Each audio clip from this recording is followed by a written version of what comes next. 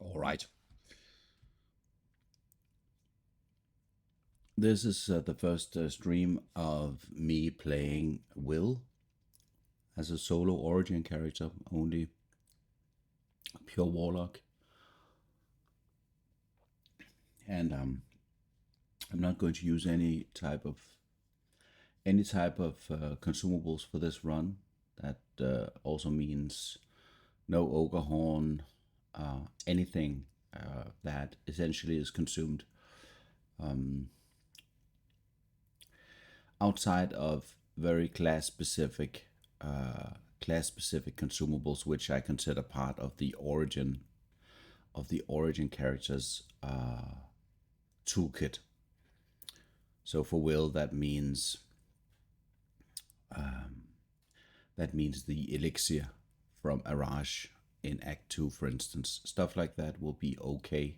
It doesn't have a large bearing on the game, but it is something that's personalized to him. Yeah, that is basically it.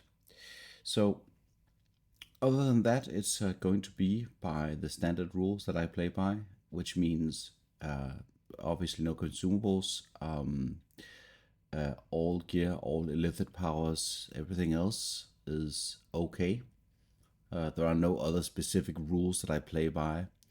I don't specifically intend to reset any kind of encounter. I don't intend to drop combat and restart combat, stuff like that. It can happen. It's not an invalidation for me. This is an encounter that a run that focuses on playing the game with only the characters. And I've been debating a lot whether or not the consumable part, if that could be kind of changed or anything else for me, and it ends up being easier for me to just drop it all together. So my hope is that I'll be able to play through the entire game on this warlock,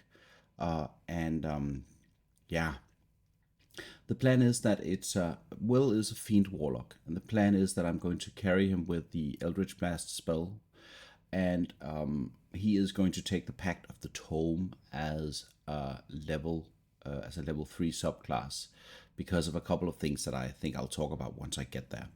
But other than that, I'm going to start the game, hopefully run for a couple of hours, and then quit the stream. That is the hope. So let us go ahead and create Wyll. There is one thing though, that in the honor mode creation process, I am allowing myself to change his stats a little bit. So even though that I also will not respec, I am going to change his stats from the outset just a little bit.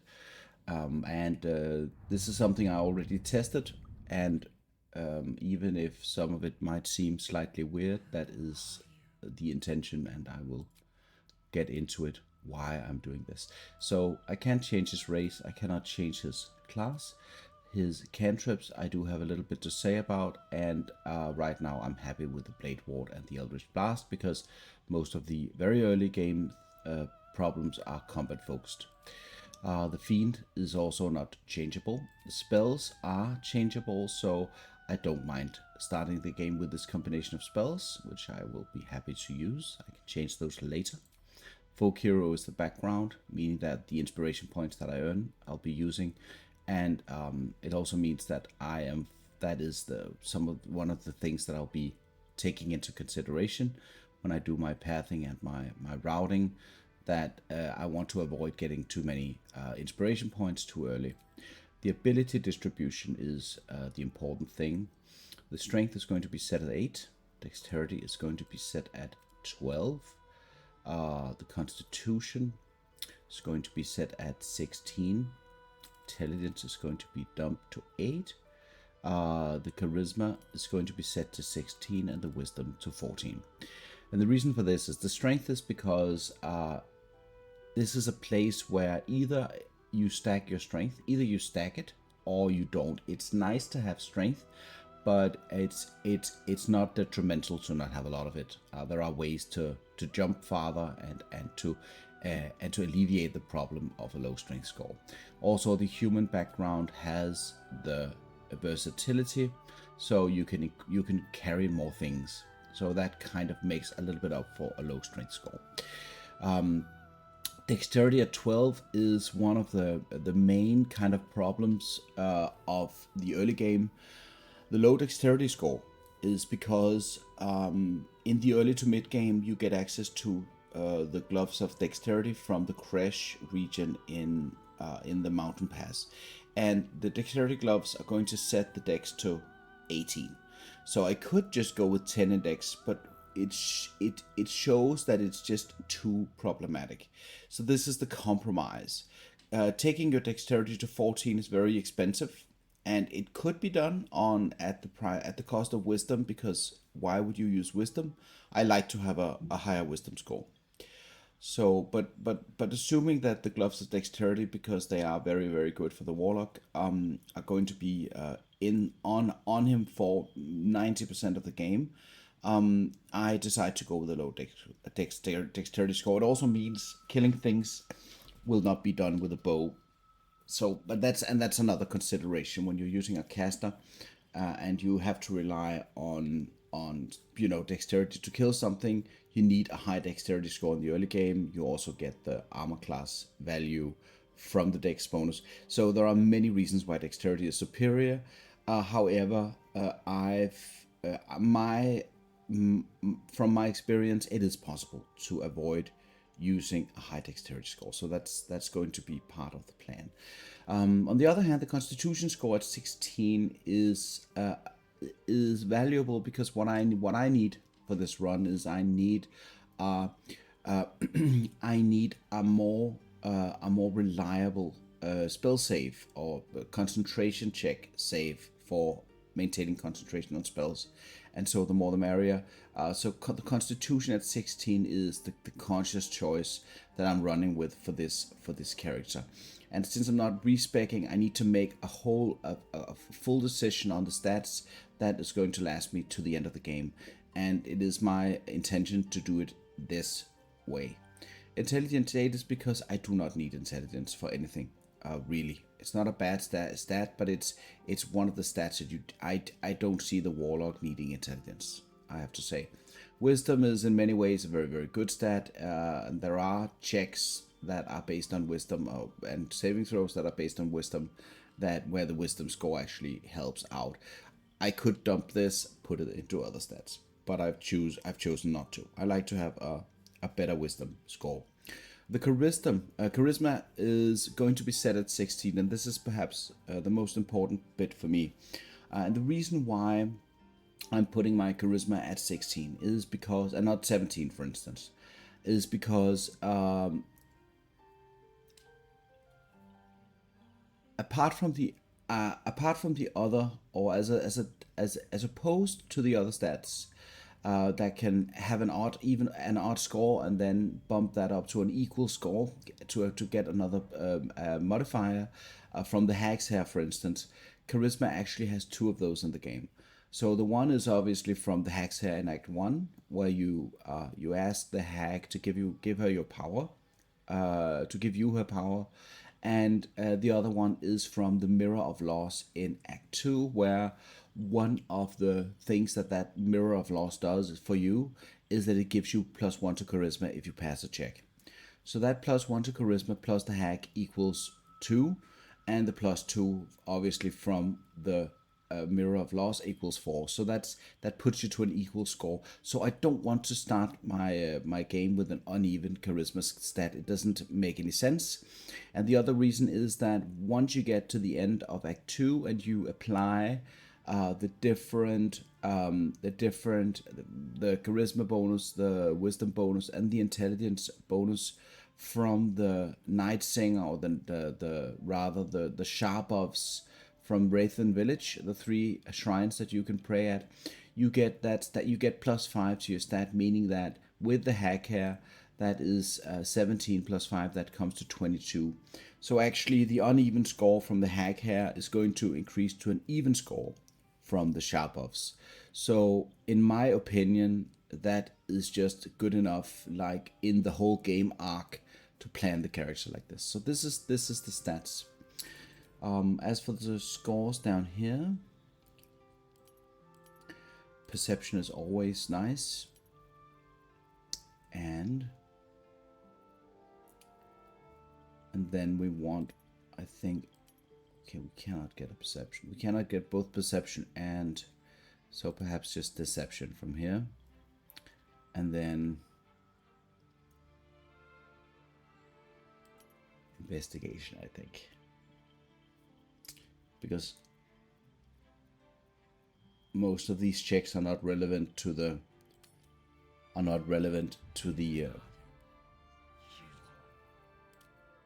folk hero.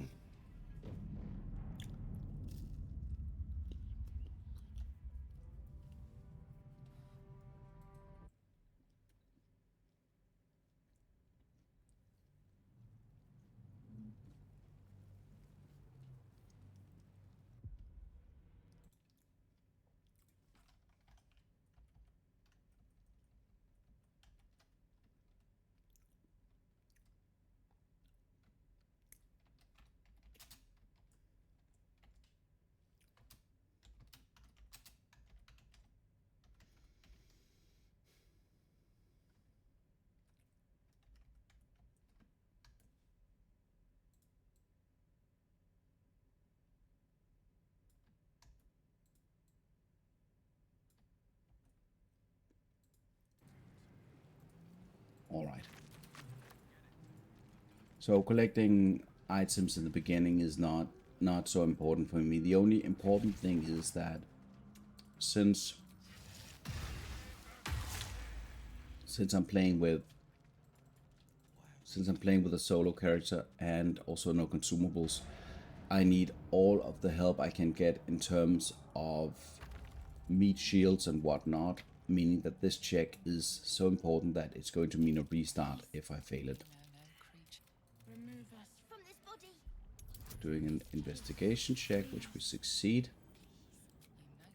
And then we get an advantage on a medicine check here, meaning that I need to roll, and I fail.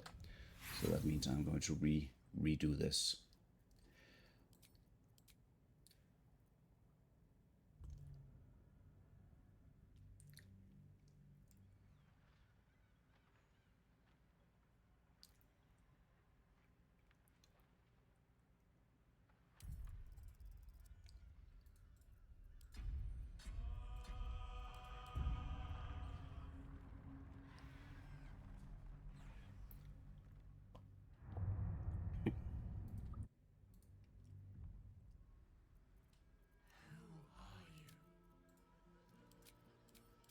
This is, of course, for the sake of the run, because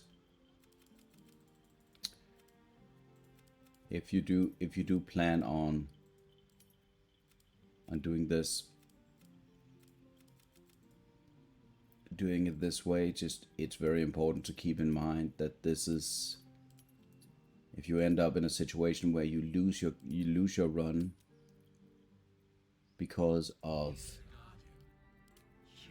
some minor detail, like for instance not having us with you in the Merkel fight, for instance, that's going to annoy you. And it's one of those things that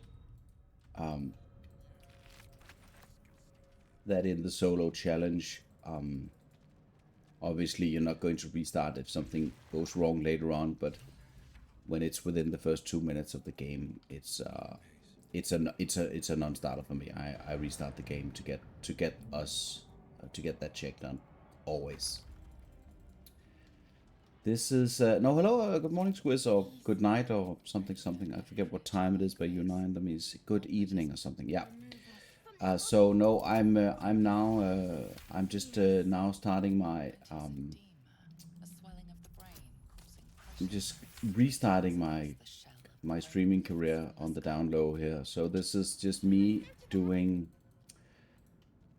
my 60th attempt on getting Wyll through the game.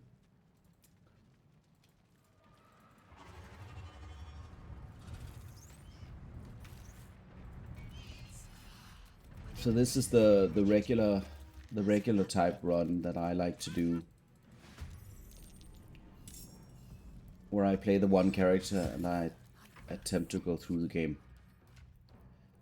We're going to strip Lysel. Oh, wait, not her underwear. Going to give her that one.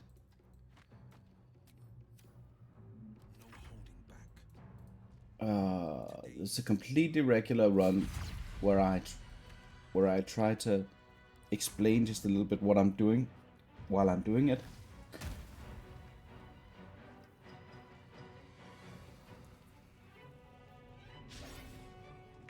And then also, I mean, it's also, for me, I haven't done this, like, really done this for, I don't know, what feels like 3 months. So I think that's also going to be a little bit interesting for me.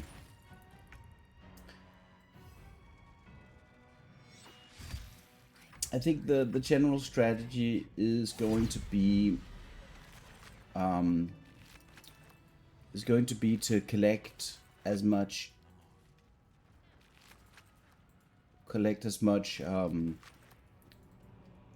of the experience that you would normally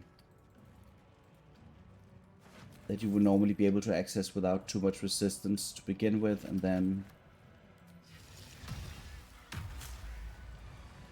then do fights afterwards. So probably I am going to be relatively aggressively beelining the 5th level to get access to all of those crazy power spike elements from the level 5 warlock, and then, you know, go and do all of the encounters. But outside of that, it's going to be the regular strategy for me in terms of the warlock. What Wyll is stuck with the fiend, unless you choose to respec him, which is fine. Fiend has, I think, a lot of very strong qualities. If not, it has a major downside on the potent ropes, but that's a different matter. But outside of that, it's pretty decent, I find. And then the other choice that I make is that I like to put him to Pact of the Tome. Pact of the Tome gives me access to a couple of spells that does some things for me that I really like. For instance, I get access to the haste spell as a long rest resource, and that is super duper strong for the caster because you get access to those extra barrages of Eldritch Blast that, like, compared to in honor mode, compared to, for instance, the martial, where you only get one attack, you get a whole full round of Eldritch Blast, which is absolutely crazy with the haste spell.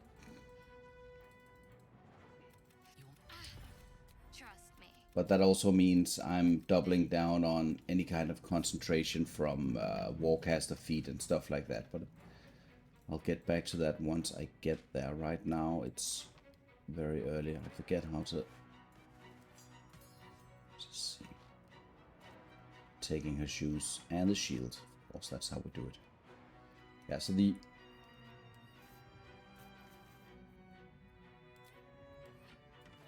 Yeah.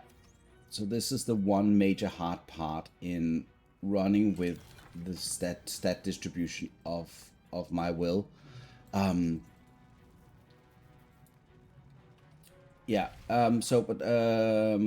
major difficulty of this fight up here is that when you run like a normal party or even a solo, you're going to stat your character slightly differently. I would assume that not a lot of people like to go into this without at least 14 decks or something like that.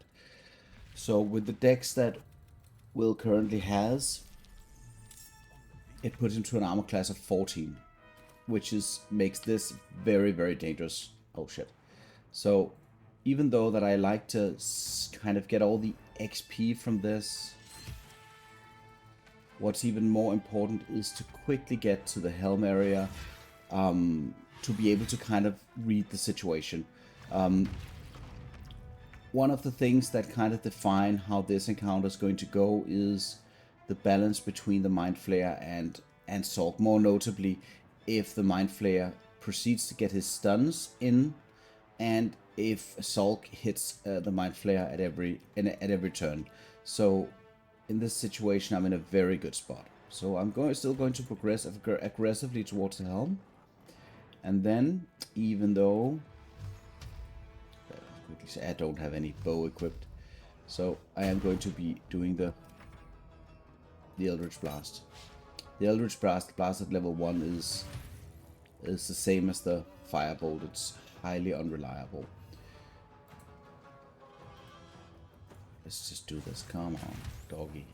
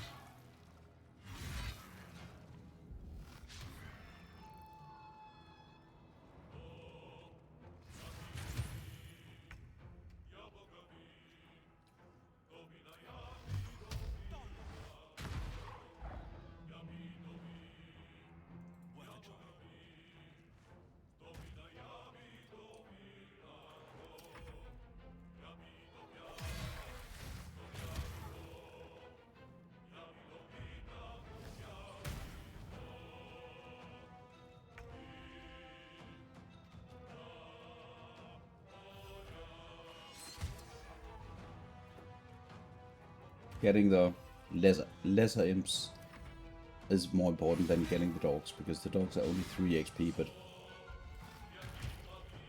in the very, very early game, lacking those 3 XP or 5 XP or whatever that is to get that extra level up is just so painful.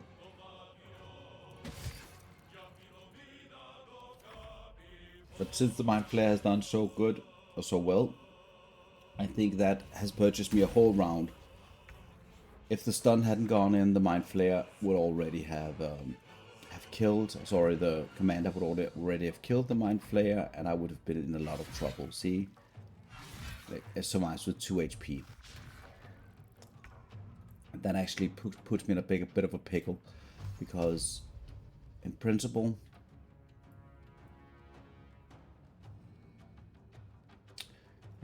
getting that XP, but that's going to cost me almost all of my movement. So if you can kind of calculate how much HP the Mind Flayer is going to have, having a slightly better position would have potentially gotten me experience for killing my ally here, and then I could still kind of move into safety.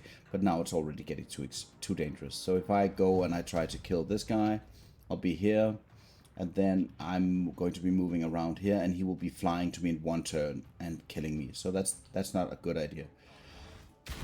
So I'm going to settle for the 10 XP and leave the ship.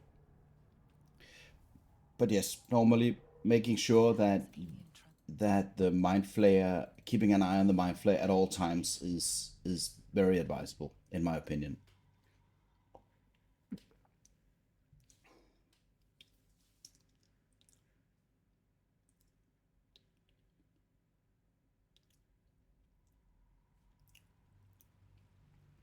So yeah, the spells from the Pact of the Tome, the guidance, and all of those things are nice to have, not need to have, but nice to have.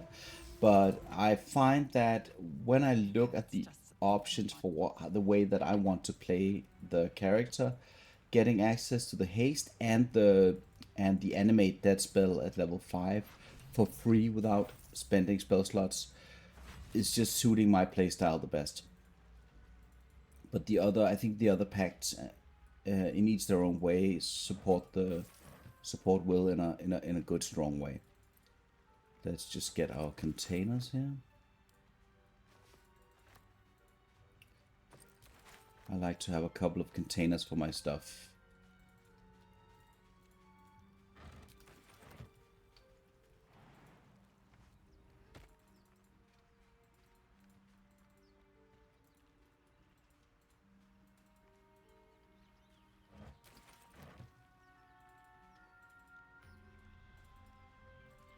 don't need to pick up everything on the way. It's a question of how the kind of person you are, I guess. I mean, I don't mind collecting everything. The problem is that once you lose your honor run and you die for whatever reason, all of the time that you spent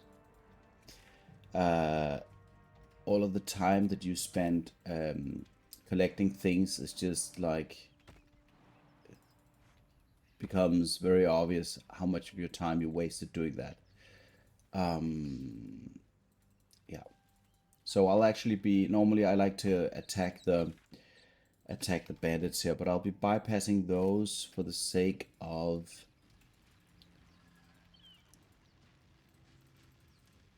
approach the sigil on the stone.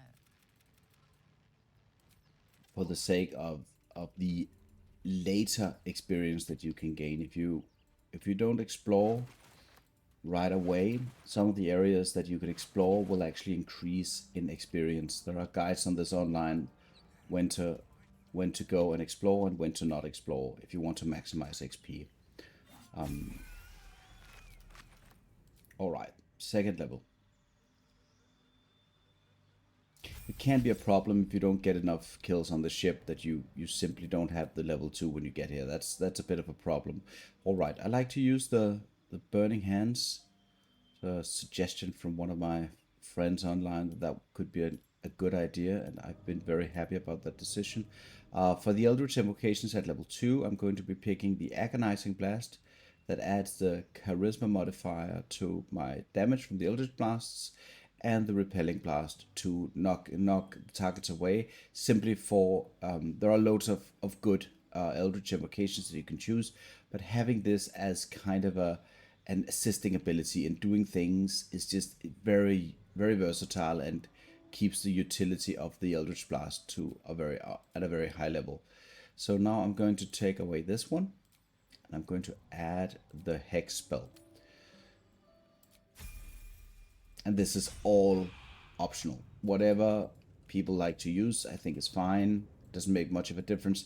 The Hex spell is highly, I would say highly questionable. If I were to say how good is the Hex spell in solo honor, I would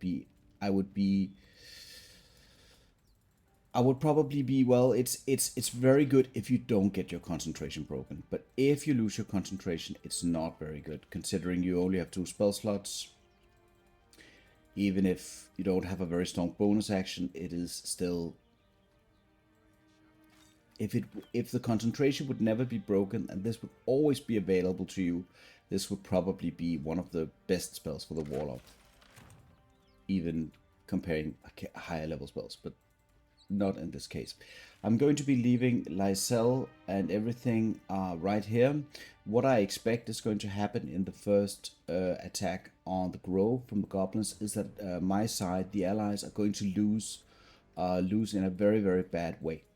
And when that happens, I need some kind of solution for that, because Wyll is not going to be able to fight off 3 elite creatures in the grove. So what is going to happen is that I'm going to retreat, tactic retreat to the place where Lysel is being held, and then the 2 tieflings down here are going to help me fight off the goblins. That's the escape plan here.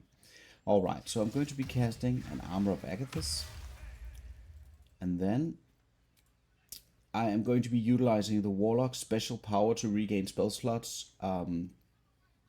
Regain spell slots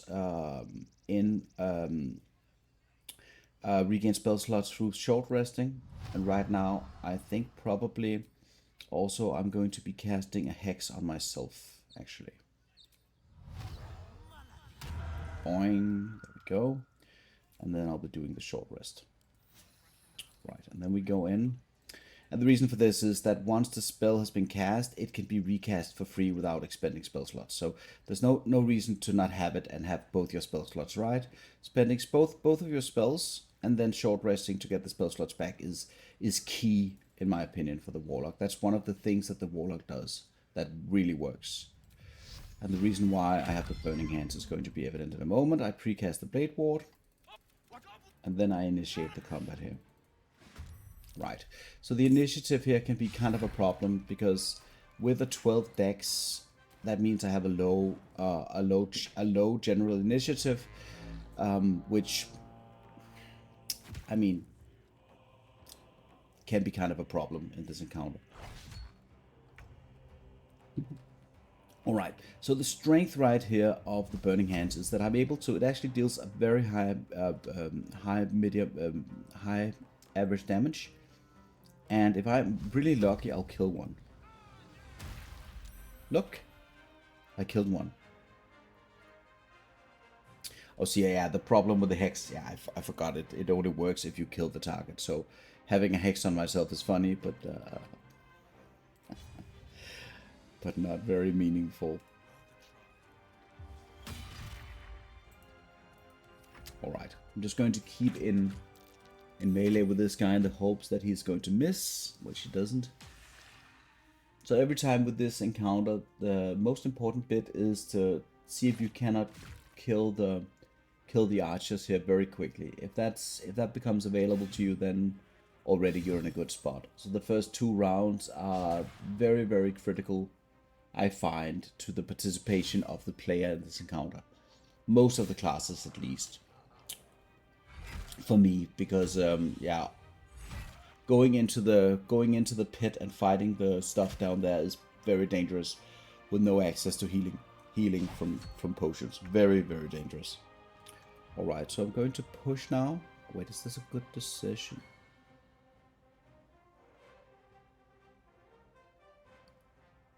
Let's just see. I do have my advantage. Is this going to count for the warlock spell as well? It is. So that means instead of doing all kinds of other stuff, I will be going up here and shooting. Okay, thank God. And then actually I'm going to be applying the Hex spell for the rest of the fight, because now Wyll can actually participate in a meaningful way. I want to be wary of the Booyark, which is my primary concern, because that guy is going to be attacking me.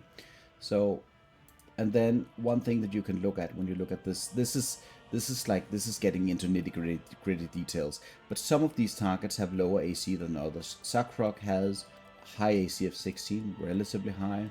The Bugbear has a lower AC of 14, and the Walk here has 13. So the primary target for me is going to be the Walk. Let me just quickly check the Goblin Brawler, also 13. Yeah.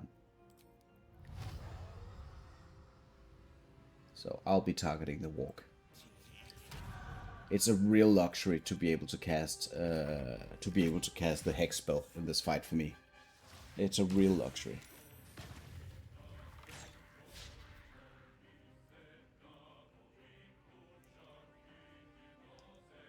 I am expecting to lose the fight, even though it looks okay at the moment.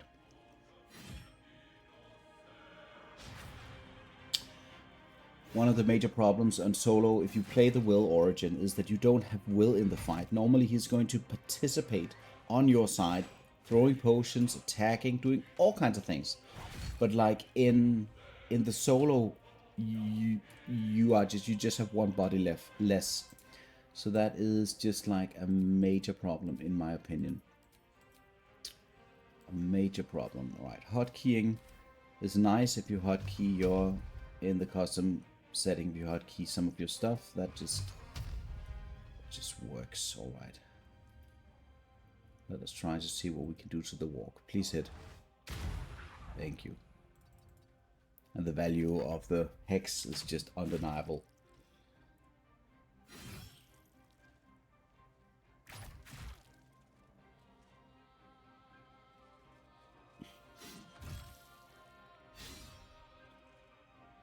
I mean, I've seen, like, I went to the forums and I actually looked up something with the warlock, and also I looked up something for the fighter, but ended up looking at something for the warlock where somebody discussed dual wielding and the value of Hex in the dual wielding scenario and stuff. And it's a very, very popular spell. Very popular spell. And it is very, very good. Alright, so we're going to pick the target that is like next on probably. We're just going to hex Sakrock. But being able to hit him is a bit of a joker.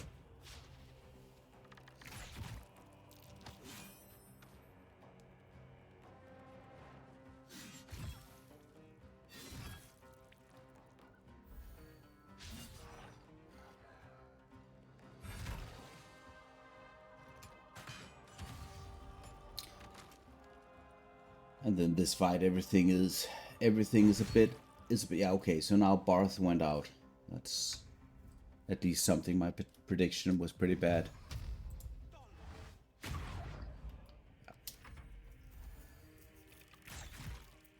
But other than that, it looks like the NPCs are able to carry their own, hold their own in this fight. Because Sevlor decides to hit everything. It makes a big difference. There we go. Oh well, oh well. I am not complaining one bit.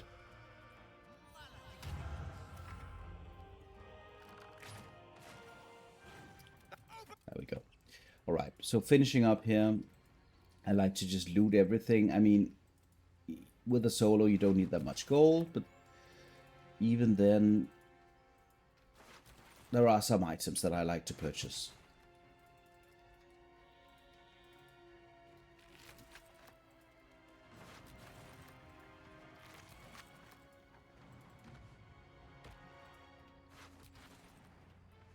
And so, when you want to loot friendly corpses, make sure you crouch. Because otherwise the guards will see you and yell thief, and you'll be put in prison and all kinds of things that no human being wants to go and do. Right. So at this point, I'm not going to enter the grove just yet. I am going to go and collect an item from just up here. Which will give me the guidance spell, and that means I have a higher chance of succeeding all of the checks inside of the grove.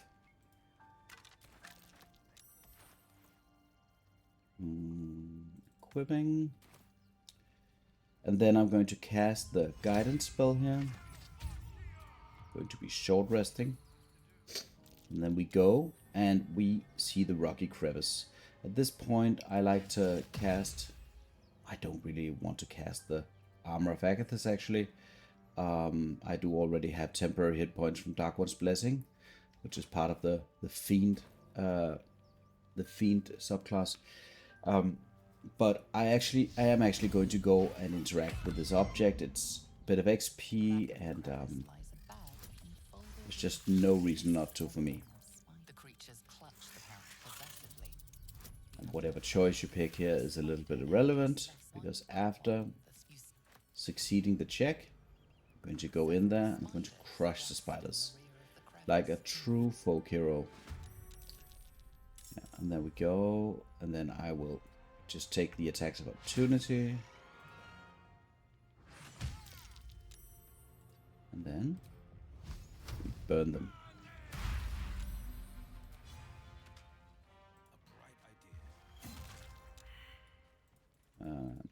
Then we get out of here.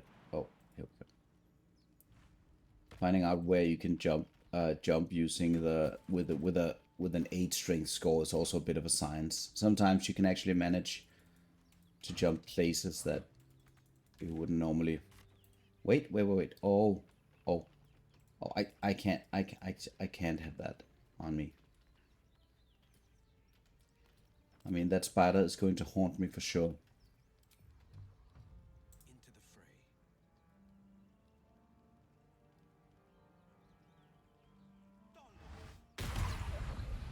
There we go.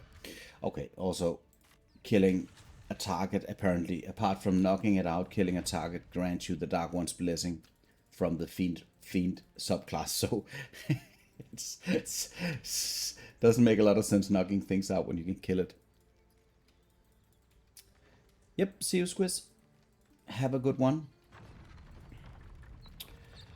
Alright. Yeah, so I won't be doing any kind of fighting here right now. Actually, in this, when you get in here, and having Aridin alive for most classes is a major advantage, because if you're able to get a Zevlor knocked out early, you can actually go and steal from his body, which will give you access to an item early that a lot of classes want for specific situations, in my opinion. So I am going to... It is a bit of XP that I miss out on from not resolving this in a peaceful manner. But so I'm going to take a swing at the tiefling, which I succeed. That was a little bit brazen. Boing, there he goes. Aridin is very, very happy. And he goes... And he talks a little bit about stuff. And he goes away.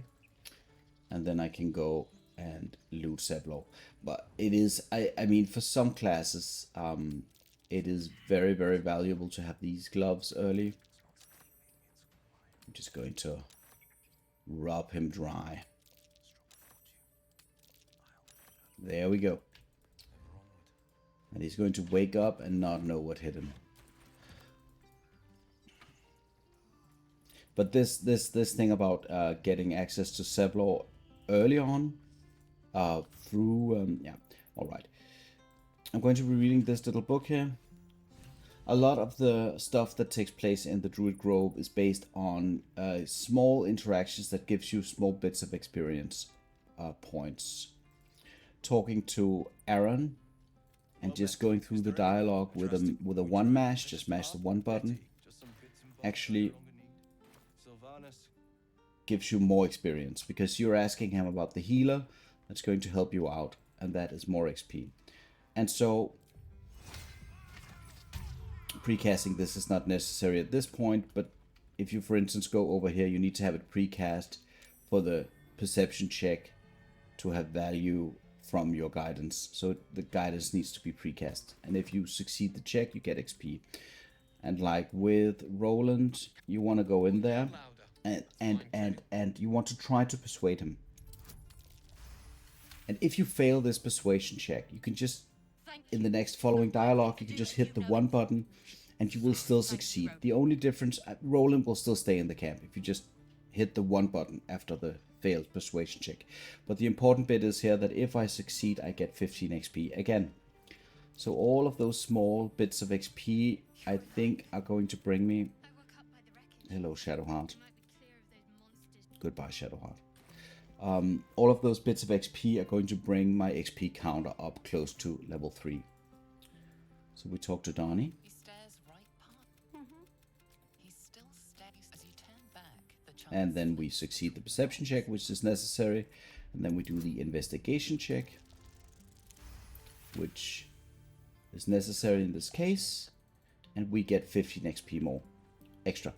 So the small bits of experience here and there are important if you want to kind of get ahead to that level 3 as early as possible. And getting all the free XP, I would say, is not necessary, but pretty nice. So even talking to Ethel here is going to give you 10 XP as well, even if you don't plan on actually... I'm sorry to... What is it, I've never... No, dear... So I just mash the one button and I leave the... And I get 10 XP from the interaction. Okra here is a very interesting NPC in that if you do play with consumables, and even if you don't, if you interact with her and you take the ball, you get access to the special kind of consumable that is a single use healing 3 to 12 hit points and does not consume an action. So this is like a free action healing, which is pretty much insane. So just a little tidbit of information.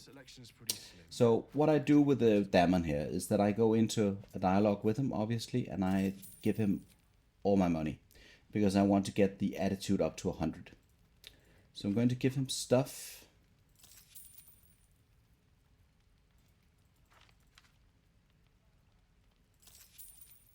Till we get there.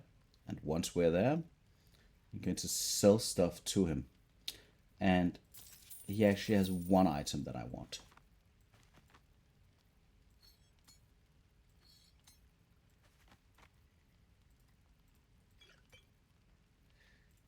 The great thing about no consumables is that you can basically sell everything. So the item that I do want from him is the hunting short bow. And this is because the interaction from this particular item is going to be extremely helpful in Act 1 for any class. No less the warlock.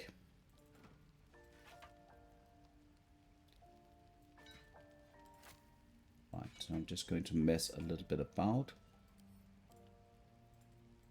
with stuff.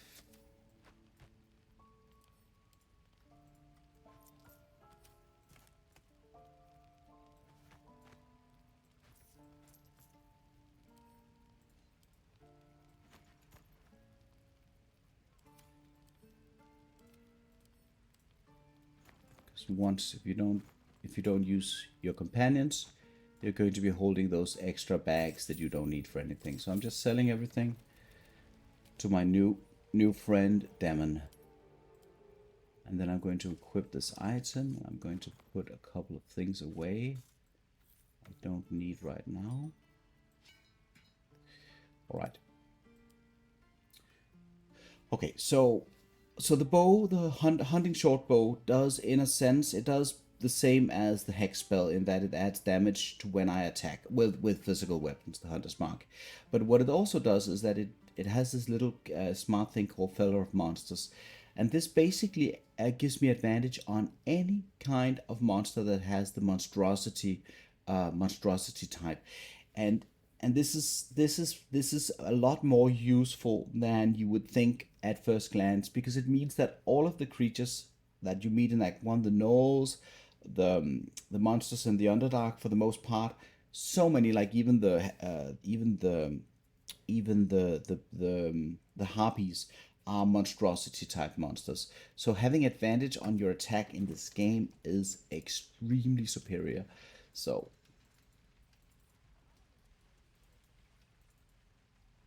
yeah, so I'm actually going to go and interact here with Arca and Memnos.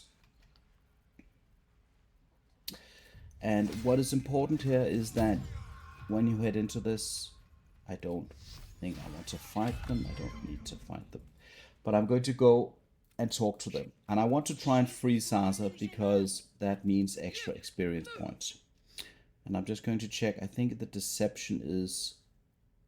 we don't have this, no deception check here. So I'm going to appeal to her feelings. Why do you care if...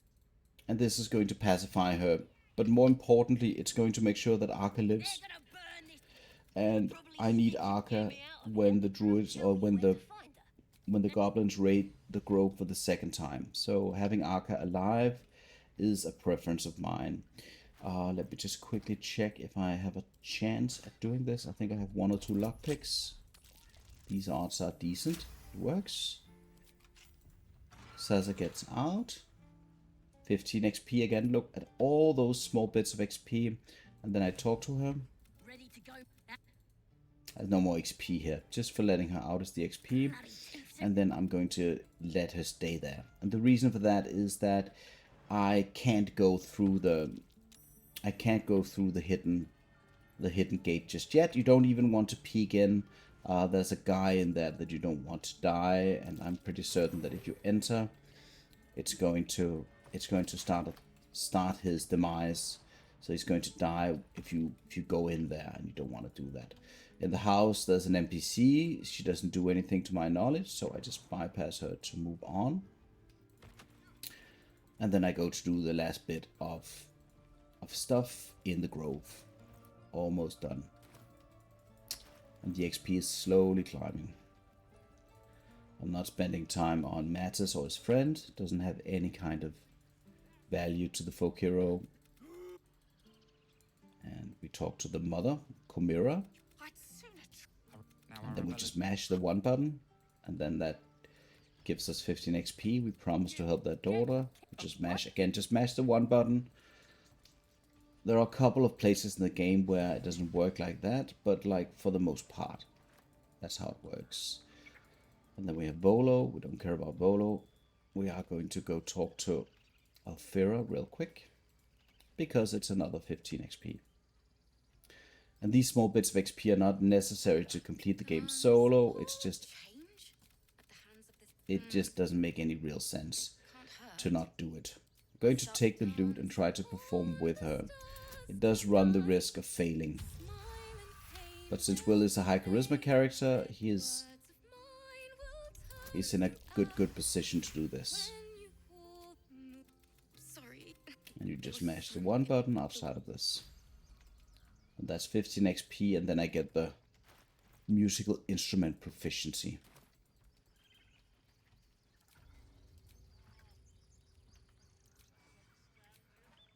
Oh wait, it's not how that works.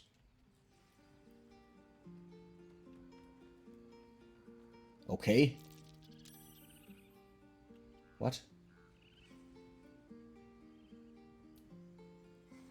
Okay. Alright. Oh, back to Volo Bosk. Is it, what does that do? Does that leave him out of that interaction? Oh, it does. That's funny. Anyway, this has no bearing on anything, so just skip it.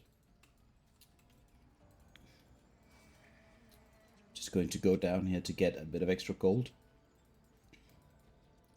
So any place where you can find small caches of hidden gold and loot in the early game are extremely valuable. So in this particular case, the chest over here is just filled with loot. Look at that. And if you have access, if you use the Hill Giant potions, having a Hill Giant potion for free is just crazy, crazy. I mean, I know that those are available in abundance other places, but for instance, if you're running a challenge run where you don't purchase anything, you only go with whatever you find. For instance, some people like to try that. Getting a free Hill Giant elixir is pretty good, pretty great. Okay, so we talk to the bear, and we give the bear a fish, and he gives us 15 XP in return. And then we head into the sanctum.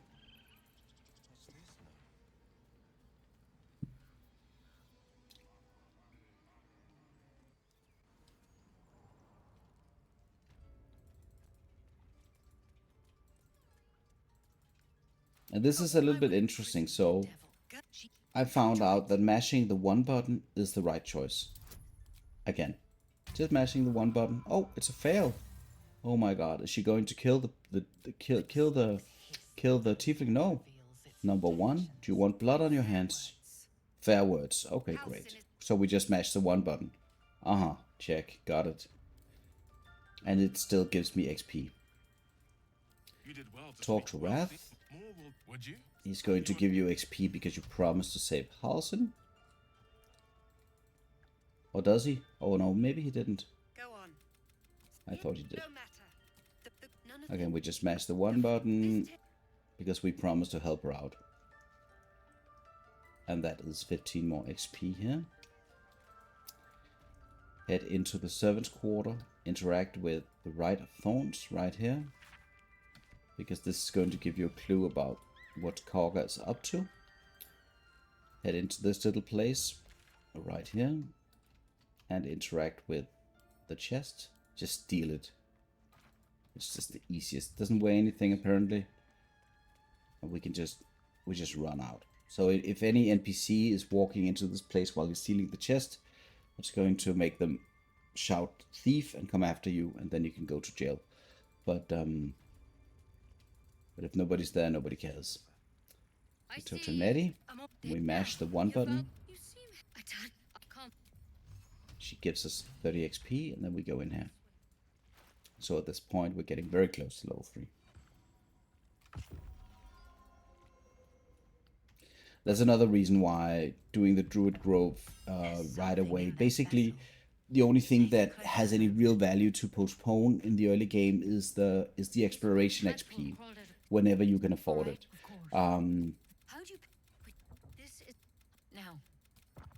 Because you should all be changed. It's not yet. Nere. Whatever he found, if you can find all good. Alright, so she leaves, and there are many things, like you can loot the bookshelves, you can do all kinds of things to get more gold, and I don't want to spend time doing that. I just want to get the Mind Flayer specimen right here, and then I'm going to get out of here. Let's see. Not for commute. Yeah, and then I accidentally clicked a red item, and then Nere is angry with me.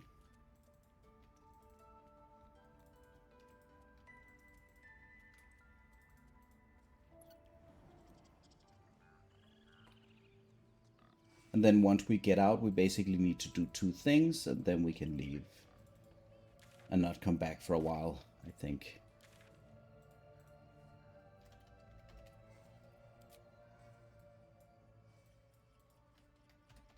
I'm just marking down things.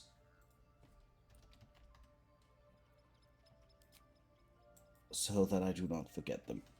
And then actually,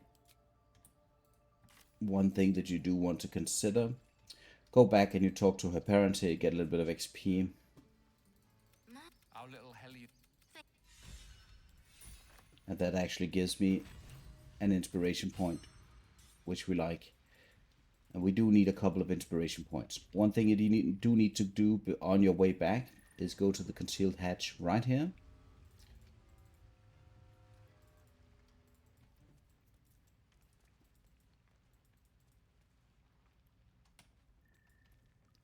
And talk to Mull. You saved our. And the reason why this is important is that following the successful saving of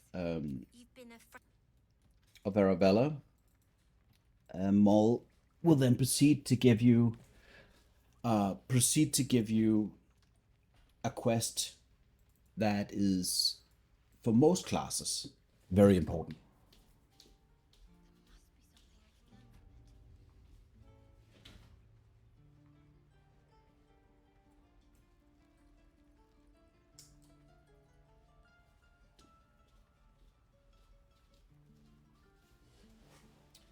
So, the quest that she gives you is hidden under the Druid Grove and under the Save the Refugees tag. It's called Steal the Sacred Idol. So stealing the idol means grabbing the item in the middle of the ritual here, which at this point is going to completely destroy the game for me. So I'm not going to go and try and pick it up, but I do need to pick the quest up early on. If I don't do that, the quest is not accessible, and the reward from the quests also is not accessible. So getting that done, getting the quest straight away is pretty important. If you're unlucky and you don't see the hatch to go into the Tiefling Children hideout, one of the things that I could recommend is taking a long rest, because then the guy is going to appear again and everything is going to be fine. Talking to Sevla here.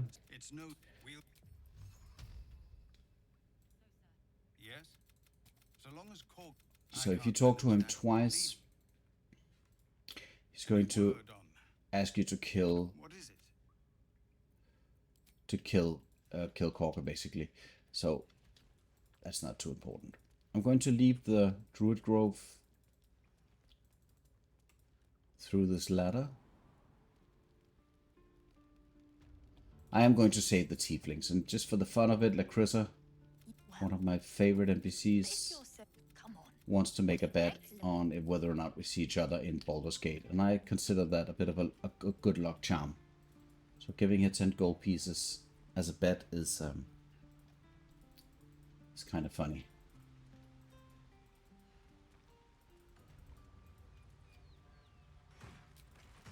Right. Okay. So I'm going to proceed now to the Goblin Camp, or to the Blighted Village. One thing though, just before I do that, but I am going to, since I'm already at this point, I'm just quickly going to go and get the Blighted Village waypoint. So I'm going to go here. Hello, Ginger. Good morning. Guten Morgen. This is the first steps of my new Wyll playthrough here, so hopefully this will be great. Alright. Whatever you choose doesn't matter once you get all of the options here, though. It's very important to ask what happened to their brother. Even though it's hard to believe that they are all related, since they're human and he's a gold dwarf. But even so. Yeah, so in this option, you want them to go and avenge their brother. Outside of the obscene amounts of experience that gives you to just let them go, they will also help you in a fight later on. And for the warlock, that's very much appreciated. So I'm just going to pick up. Oh wait, I'm just going to wait a bit with that, I think. I'd like to organize my inventory. Probably to a worrisome degree.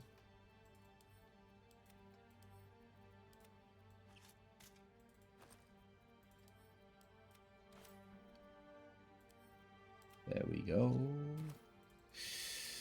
Alrighty. Okay.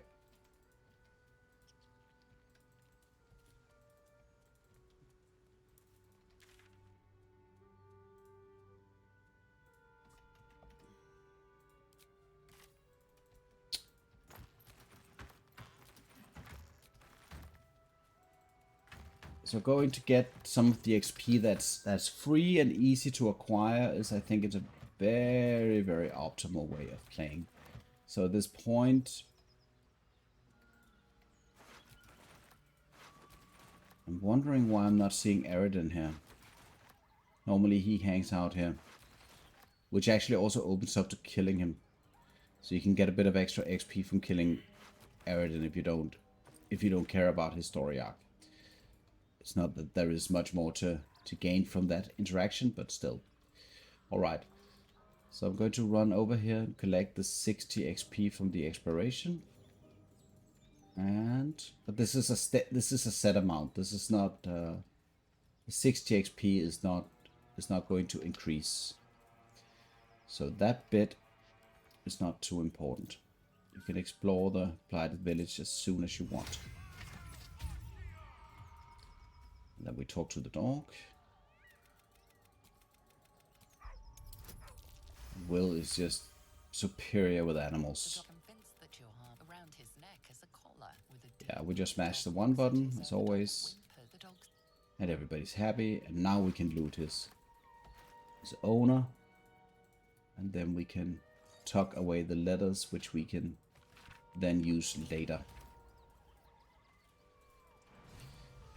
Then you can choose to do this in, I guess, various ways. What I like to do is just, because I don't want to interact with the other parts of the map just yet, because there's one thing that I didn't do. But what I like to do is go and collect this little ring from the skeleton here. Because that's going to give me this ring, which I can't equip.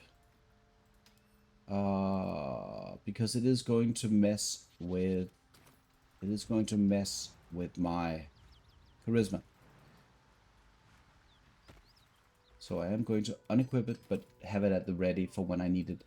And I need the charisma modifier to be strong right now. I'm not leveling up to level 3. I don't intend on fighting a whole lot.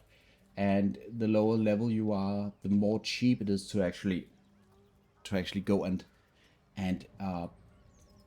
pay the vendors that you want in order to get discounts. Oh, I was just about to attack the bugbear. Okay, let's not do that. That would have been interesting. Right, so I go down here, I precast. I have a very hard time believing that I'm going to fail this check. So I'm just going to go brazenly go this way and interact with this goblin who's alone. And so you can do a deception check, but you don't want to do that. Response.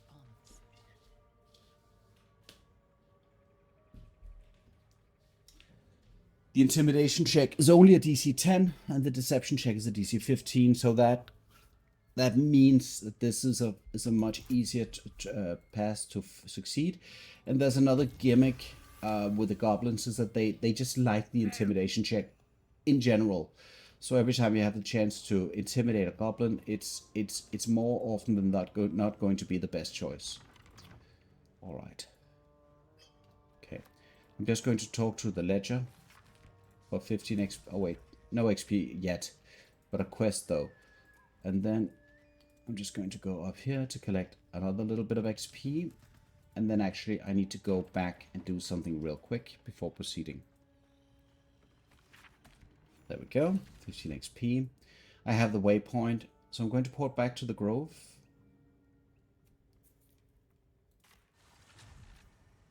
Actually, I do think I am going to take that level, because I am going to go and kill the tieflings down here.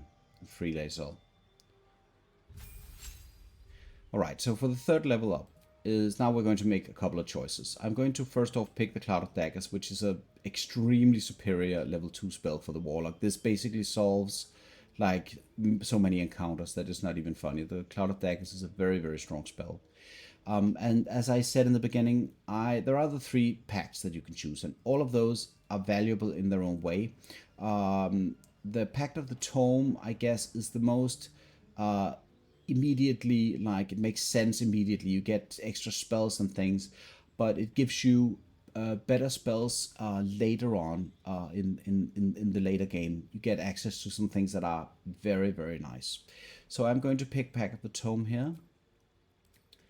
And then we're going to change this spell into another level 2 spell, which is going to be, I think, the mirror, no, probably, yeah, the mirror image. I need all of them regardless, so Misty Step, mirror image, all those things. I need all of them. All right. So now I've regained my spell slots, which means that I can go straight into the fight with no worries. And I do have a level 1 Armor of Agathis, so I don't need to cast anything else. I don't even want to use a spell slot on the mirror image even. It's just not, it doesn't make any sense at this point. Casting the Blade Ward, and I'm going to lose a turn on that. This creature's dangerous. Persuasion, shoot the trap down. So we're going to have them shoot the trap down. Then we're going to recast the Blade Ward. And Lae'zel is going to offer me the choice of who to attack. We attack the tieflings because, being the Blade of the Frontier, it's an absolute necessity to make sure that these devils don't run around and do the thing.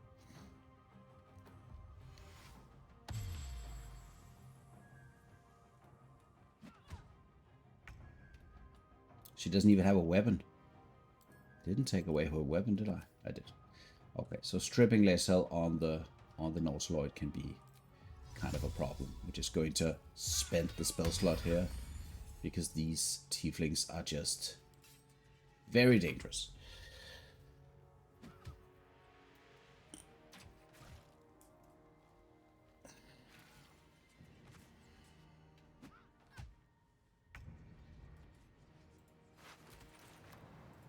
And the Cloud of Daggers basically solves any kind of issue. So that means we're just going to cast another cloud. Why not? And she's dead. But my people possess We'll go our separate ways. Tiring meat. Good luck, Lae'zel. Remember to cancel your Cloud of Daggers. Alright, so that's 30 more XP. We don't want to go here yet. We don't want to go here yet. This is exploration XP. We want to savor that. And this down here is just no fun in solo at level 3. I don't want to, go down. That makes no sense. It's a very low amount of XP, and it's actually, in principle, theoretically, a little bit dangerous. So no reason to go there.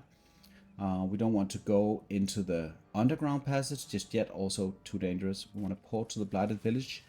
And actually, before doing anything else, going down here and exposing the hag is pretty good.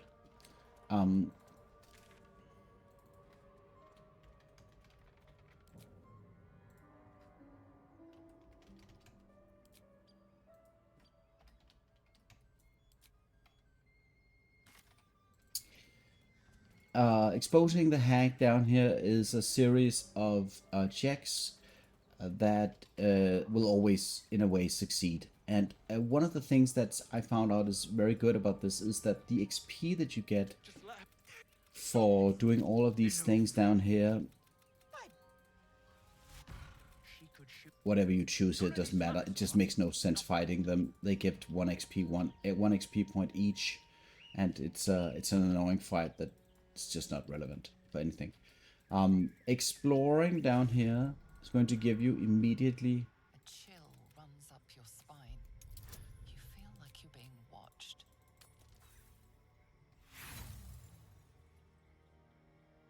The place.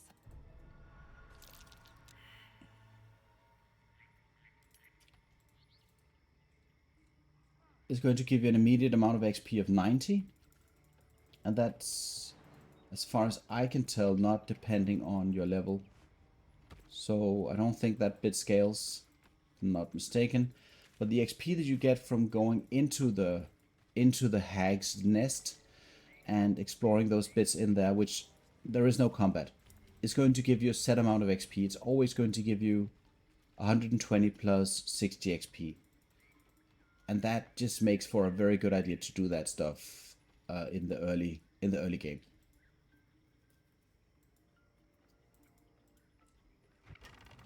So we go in there. We have the chat. Just mash the one button really. Until that point where she starts discussing things with you. So what you want to do here is you want to cast your guidance. And then you want to go as close as you can to the fireplace. And then the successful investigation. And now comes the important bit. It's very important that you skip this as quickly as possible, or this might spell your death. And then end your turn. Quickly end the turn. So she's going to break the illusion. The reason why you want to end the turn really quickly is because now enters all of the red caps. And now we're in no hurry, so now we can just quickly go over this small bit. Yeah, don't move anywhere, right? So the second that you expose the hag, she's going to call her red caps, and they're going to physically run from the swamp where they're hidden as sheep up to the hut. But the thing is, if you're not quick, there's going to be an initiative roll. There's always going to be an initiative roll for the fight, right? And the hag is going to be number 1, and you're going to be number 2 because she has a high initiative. But if you're not quick enough, the red caps are going to enter into the initiative order and go before you, because they roll higher than Wyll with a 12 dex, and that means actually that if they roll before you, they get that turn 2. If they get that turn before you do, you're going to have a red cap blood sage right here that's going to move towards me and cast whole person, and then it's game over. So make sure that you skip the first turn of the combat with the hag here immediately. Just skip it. It doesn't matter where she is. Doesn't matter where you are. Nothing matters. Just skip the combat turn before the red caps come. Okay, so now we can move in and go down the wooden stairs behind the fireplace. And that is going to give us the 120 XP plus a 20. So that is a nice XP boost. So I go back up. And then I port out of there. Goodbye. And then I'm just going to put down, and this is just note to self, really, that you don't want to interact with the red caps before you are before you're ready for it. All right, let's just fight this guy here.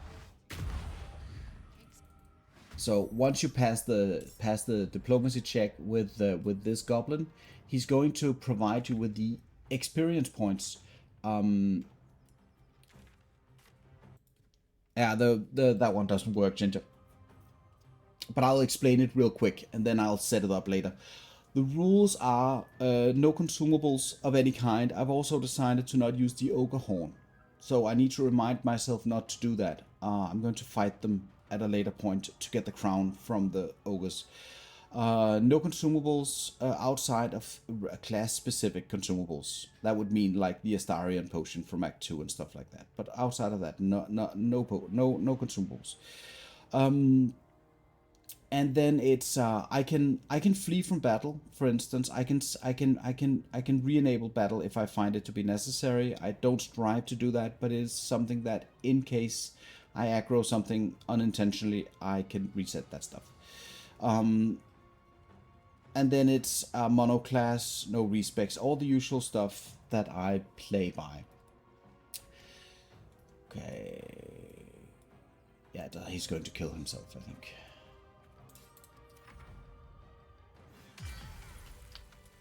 Look at that. Look at that, right?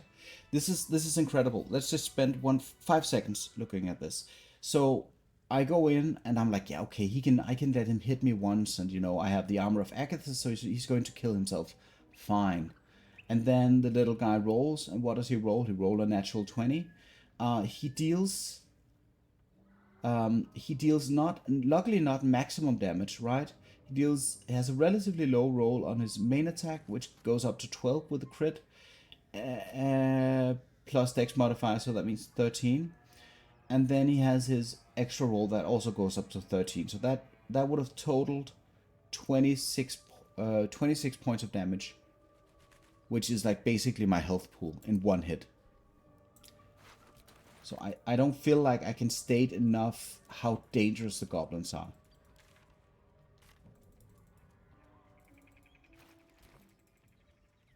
Simply cannot state enough how dangerous the goblins are.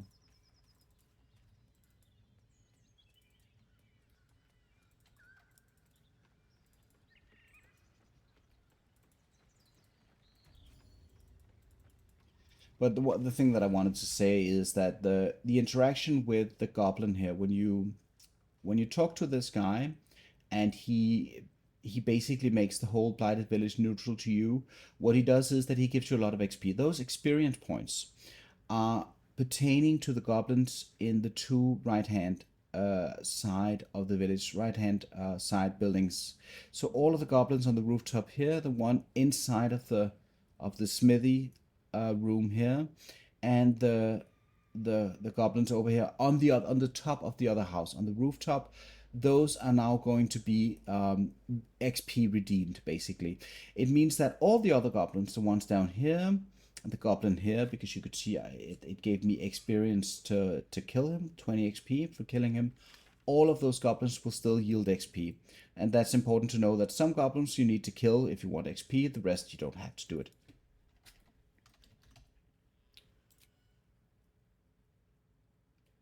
Right.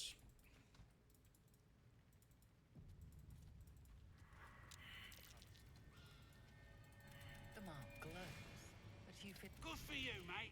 Now get out of my sight before my walk. And okay, we're just going to intimidate him. Okay, well, I could have, yeah. But this check, no matter if you succeed or fail, you can just smear shit all over your face, and they're going to be happy with your participation in the festivities. And once you have that walk dong on your face, you can then proceed, and you get the XP anyway. There she is. I just hate Shadowheart. This is the place where if you mash the one button, she's going to be there.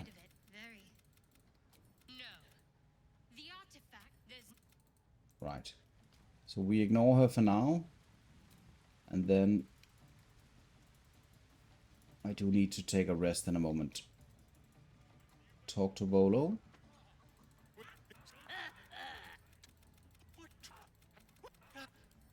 And XP and have them move. Talk to Grat. and purchase the Swiresea shoes. I don't think I want anything else, not even the gloves of archery for this specific character, but some of those items can be very, very, very interesting to you in the long term, depending on the class that you play. But I just want the Swiresea shoes for the added jump, because that's one of my deficiencies for the warlock here. There is another bit of XP that you can get from doing a chicken race, but that requires you to have speed with animals, which I don't, and otherwise it's just a shit show. So I'm not going to do that. Alright, so we get to do one check here. The deception check and the intimidation check for this specific check is the same. It's I think it's a DC 15 for both, so it doesn't matter which you choose. And if you fail, if you want to enter normally, you need to do a long rest in order to get your illithid persuasion skill back. And then you can go and you can give her the illithid persuasion, and then you can do the check. And if you then do proceed to roll a natural 1, then they will aggro. So be careful about that. I just mashed the 1 button to get the brand here.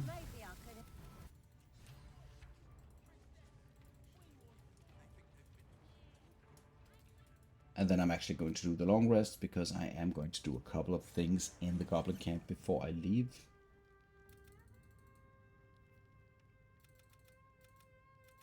I came just in time. Yeah? And I'm here to say... You will... Wait, there is... I will keep it. A fight. You can... Wait.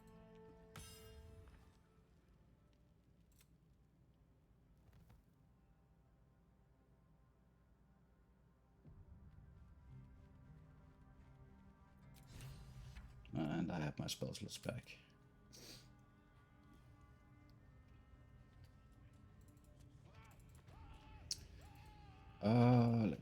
Let's see. Okay, so first off, I'm going to try to free Volo. And this is potentially dangerous. Because if you fail the check with... I'm going to go the full Monty here. We're going to talk to Gribbo. Don't bother with my pigeon. He's mine. Done. What's it to you? Nah. As the symbol glows. And you get into this dialogue. You can do the illithid power. I'm not going to do that. I'm going to do the deception, which is a very strong check for me. So, like, it should not fail, and it doesn't, luckily. But other than that, I do have the inspiration that I could put in there if I want to. So freeing Volo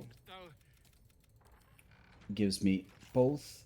We mustn't tarry, but I send him to camp, and it gives me XP, and it gives me the inspiration once I go back to camp.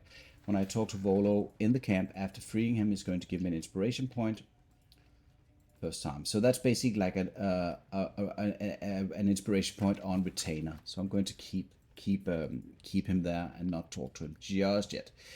I'm going to collect the very important poison resistance ring. if you're planning to talk to the trap.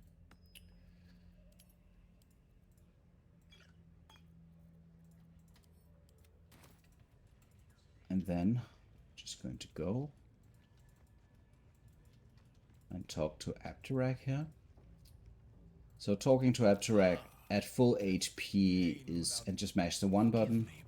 Talking to Abdirak at full HP is, in my opinion, very advisable. And then I like to use the Blade Ward. Oh wait, I need to remove the armor. I think I was quick enough. Yeah. Yeah. So this is another online friend who told me this, Ginger Bananas, who told me that removing the armor before doing this check gives you an added bonus to proceeding to succeed this check. So remember to take off your armor. I was a little bit hasty there, but I managed to do it just before the ritual formally began. And you want to just, go imagine what a sadistic person would like. A sadistic person likes to be threatened with all kinds of things. So just do the intimidation check. And this is something that I like to have. I like to have all of my inspiration points, as many as possible for this. This is a one-time chance to get a very, very strong buff in this game. And also casting the Blade Ward seems to accelerate the speed with which Abdirak likes to hit you. So he likes to hit you immediately after the Blade Ward is being cast. Succeeding this will give you 515 XP, but more than that, the Loviathar love buff, which increases your attack rolls and wisdom saving throws when you get low on HP, which from in my case will definitely happen at some point. Okay, so I'm going to go in here, talk to these guys, and then basically just use my illithid power to make them go away. The deception check is a DC 20. It's a very hard check to pass. So now they're leaving. I'm going to be talking to Liam here. Thank you. Thank you so much. Just mash the one button and he leaves. And gives you a bit of XP and you get an inspiration point. I like to just quickly go up here to activate a second entrance into the goblin camp. Because once I start killing them, I'm not going to be able to find this passageway.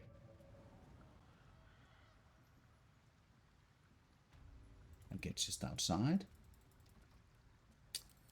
I know, Ginger. This is a this is a video that I am these bits. Some of these bits are going to go on YouTube as well, so this is why I'm speaking so much. But it is clips from the Twitch stream that goes on there. Oh, I can't get up here. Why can't I?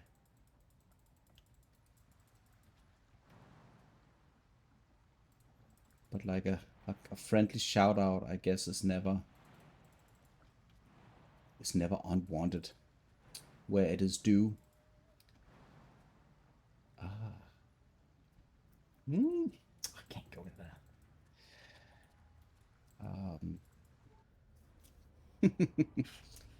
Yeah, we're playing the warlock now. This is Will's time finally. Jinx, going to jinx that finally Wyll is going to survive and go all the way. I might have failed just a little bit, because what I actually like to do in the goblin camp is go destroy the drums so that you don't unintentionally get into a situation where the goblins activate the drums. That happens, you miss out your chance to do many things. This drum is basically a free drum, but if I want to destroy the other drum now, I need to go and kill Gribbo and potentially risk all kinds of things. And I need to fight them and whatnot, and I'm not going to do that just yet. Okay, so I'm also going to make friends with Roa.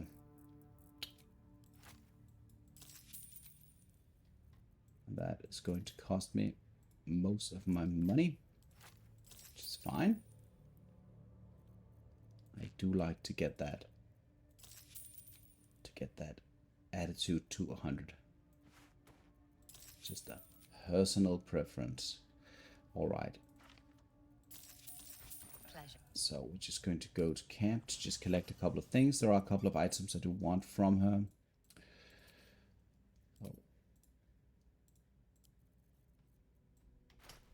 Taking your camp supply bag out of your chest and putting it back into the chest is going to take all of the food and put it in there. Nice little trick if you like. A tidy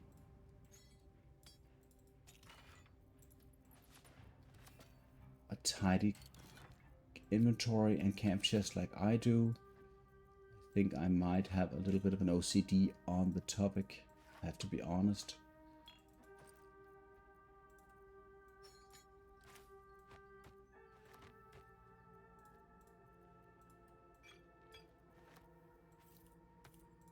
And we sell everything.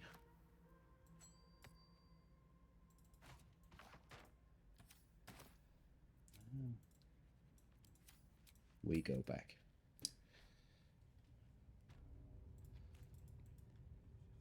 Need something?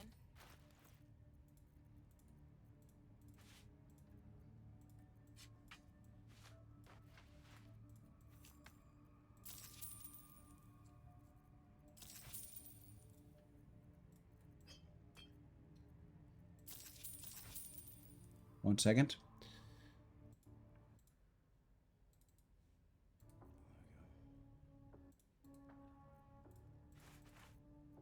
All right.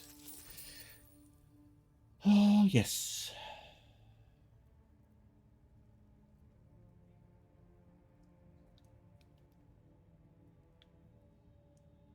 The bow of awareness is something that I actually do want. For a couple of very specific things. I want this for the Korga encounter and a couple of other encounters where I want the initiative to go my way, where I definitely want to win the initiative. So having the bow, it's not that expensive, but it's nice. Alright, so at this point, before heading into the Underdark, I am actually going to go to the Blighted Village and just complete the Blighted Village for the things that needs to be completed there. I'm not going to go and talk to the ogres, I'm going to kill them all later on. And then I'm just going to solve a couple of unsolved things here.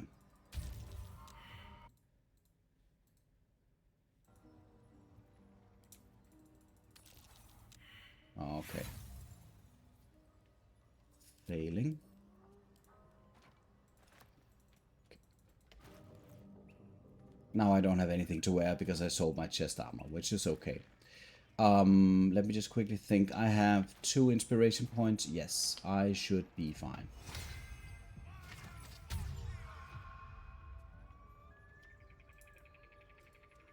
I should be fine. I'm not worried. So I'm going to talk to these goblins with the leader Florrick. So the reason why I'm talking to them right now, I'm just going to ask them to release the gnome, is because after you receive the brand at the goblin camp, after you talk to the goblin priestess, she gives you a brand that gives you access to a whole host of things in the first act. Because everybody who's been in contact with the Absolute knows about the brand, and rather cultists and whatnot knows about the brand. So at this point, I have the option to show him my brand to make him go away, and it's a very low roll. Basically, only a natural 1 is going to make me fail it. And so they leave and give me the XP, and I believe it gives you all of that XP. And then I'm going to go here and hit the brake lever. There are 2 levers, and for people who are not native speakers, I like to say this to make an excuse for myself. One lever says release, and the other one says brake, release brake. But the release brake actually makes the gnome fly, which in many situations is not the right option for you. I'm going to free him. It gives me an inspiration for the folk hero, which I want, and a lot of XP. And it more importantly, it lets Barkus live, so that will give me more XP later on and so forth. This is Barkus' special stash, and we're going to loot it. And then we're going to go back to the Blighted Village waypoint. And then I'm going to go and loot the remember to read the book here, the ledger, to get 15 XP when going down into the hatch. 15 XP. And so there are many things. So you can hard loot all of this. I just take the paintings because they're worth money.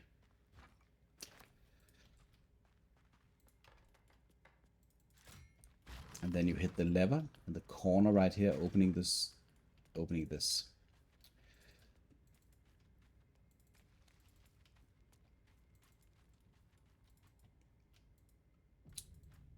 A lot of tempting moldering caskets down here. The one that is just by the corner is the most tempting one, because it gives me access to a familiar that I'll be using for bigger parts of the game. So at this point, I'm going to go and talk to the mirror here. And you need to succeed a couple of, you need to select a couple of things here. And if you don't select the right ones, that can have, catastrophic outcome. It's going to activate all of the caskets in the room, unleashing very dangerous skeletons. You don't want to do that. So I'm going to tell it my name. I'm going to say I am an ally.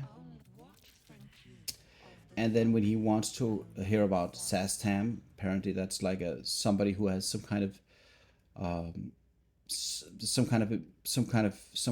thing going on here that I don't know about. That this person is something that we just don't like him. And then once they talk about balsam, always select the option that has to do with a wound. And then always select the option 2, no matter the class, no matter the dialogue. The option 2 is always going to be power. And once that goes away, you get the XP, and we then proceed to summon the scroll that I just collected. And we just mash the 1 button here. So for the warlock, you just mash the 1 button. You get XP from talking to Shovel. You go into the room here. And then you talk to Shovel. And then he says, oh, you're a spell shite. And what that does is that gives you access to a familiar, like a summon familiar spell, Cheeky Quasit. Which basically means I can resummon him every short rest. And he can go invisible. And he can use scare and other things. And this is very easily missed, that there is this particular summon that the casters, the warlock, the sorcerer, and the wizard, to my knowledge, have access to.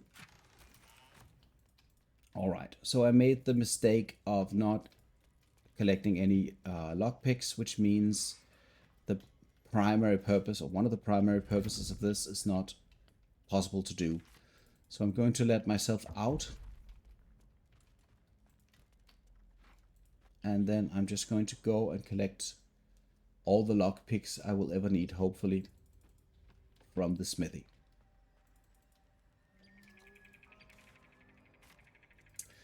This stream is going to end, I think, in roughly 20 minutes, but we'll see. So in the room here, I like to just go and destroy the calcified web here.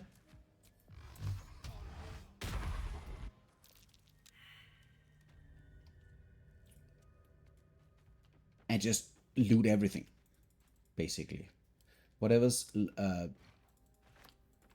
for whatever reason, a chest doesn't weigh anything, so Wyll could just, he has like currently he's carrying around 3 chests.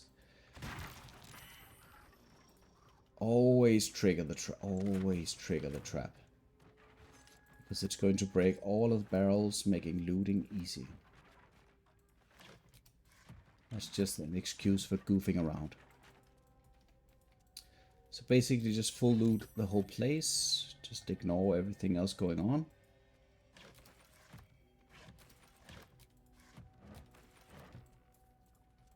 I like to think that the smithy and the apothecary has a shadow purpose. That the purpose is that if you're a new player, for instance, or even an experienced player, you go to this location, the Blighted Village, you loot everything, and you're just in a very good spot for all your basic needs. You're going to get a lot of healing potions, you're going to get a lot of thieves' tools, and disarm trap tools, and all those things that you then need further down the line.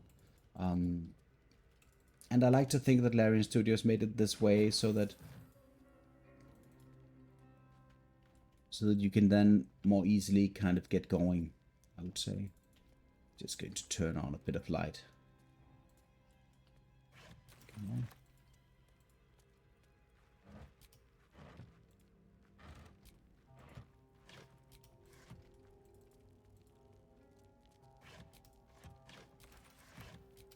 And I think we're done. And now we're encumbered, and that's fine, because now I'm going to drop all of these chests.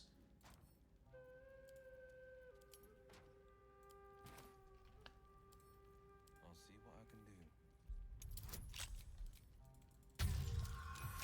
And now we're going to Lockpick all of them.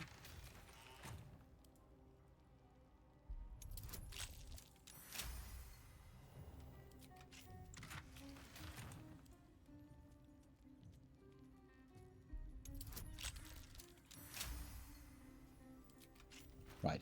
So from the corker chest, let's just loot it.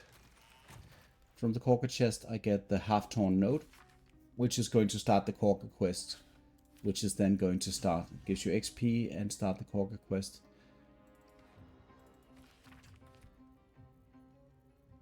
And then the quest for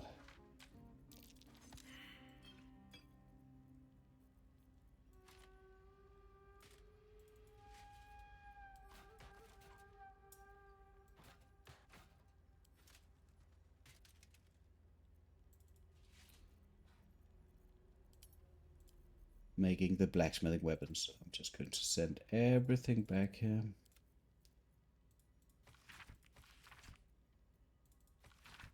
Everything back. Alright. Steel forged sword. Gloves of power. Speedy light feet. Don't need any of this. This is basically all vendor trash to me. Okay.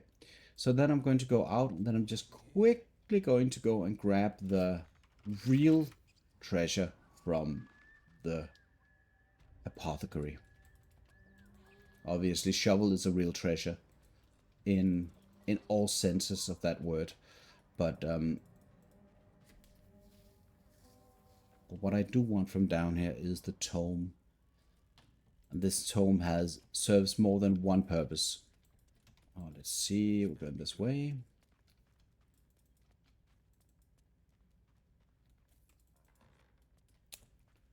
Alright, here we go. So I'm going to go and trigger the trap so that we can light up the room. There we go. I want one of those in my house at home. Just like a trap that you step on and then it lights up everything. That would be nice. So we go interacting with the Necromancy of Thay book, and we just tuck the book in the pack. And then the turn-based mode begins here, and since this is a tutorial, we can just use the bonus action to jump out and everything's Gucci. Then I'm going to, actually I'm done, I think I'm done in the Blighted Village now. Let me just check. Yeah, so now I have the option to do a number of things. One thing that I can and should do actually is quickly go and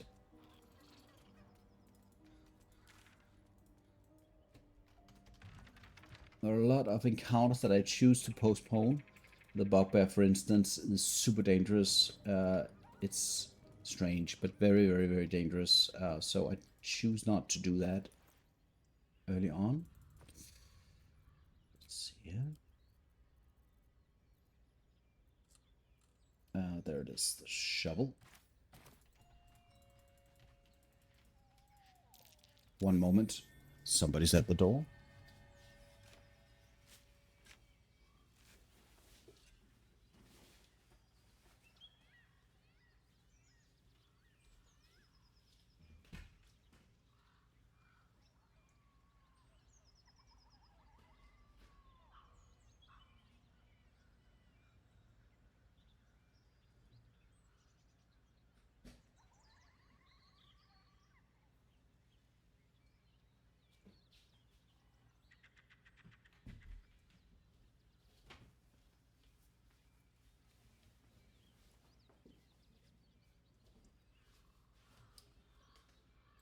Back. Now we're going to trigger Raphael.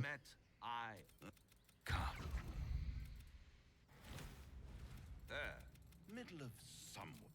It might.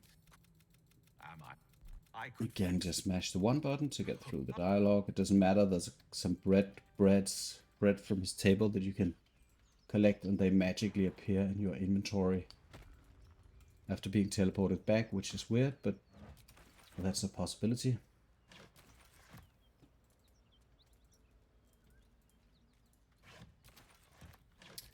I do have to loot a little bit, and that is because I am very dependent on the long rest resources for the resting.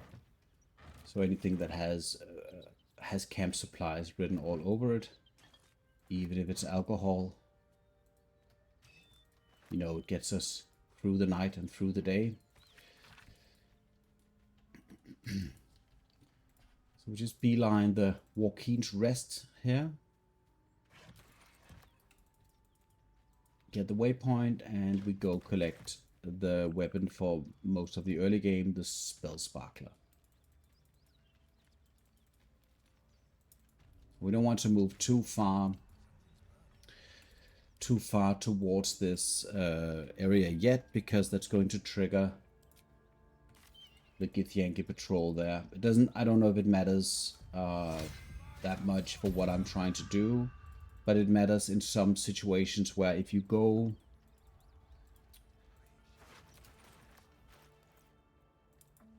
and activate that, it's going to trigger some time-sensitive events, which we don't want. Make sure you don't loot the red stuff. I'm just going to loot these corpses because they're close. Alright. Go in, talk, help.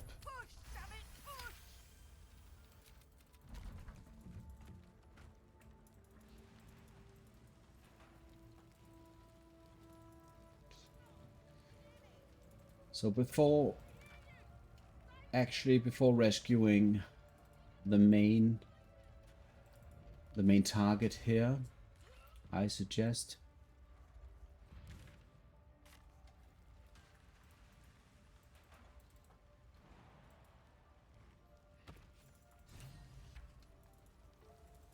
rescuing the other person who is actually locked in the fire here. And you can do that by going close to the broken door. You need to not be blinded, because then you don't have the range for it. And then you shoot through this, like through the crack or whatever it is in the door. Oh, that was a mistake. And now we are in a bit of a time need. So you need to, what I normally like to do is I normally like to shoot. And the reason why we do it this way, is that because if you do it this way,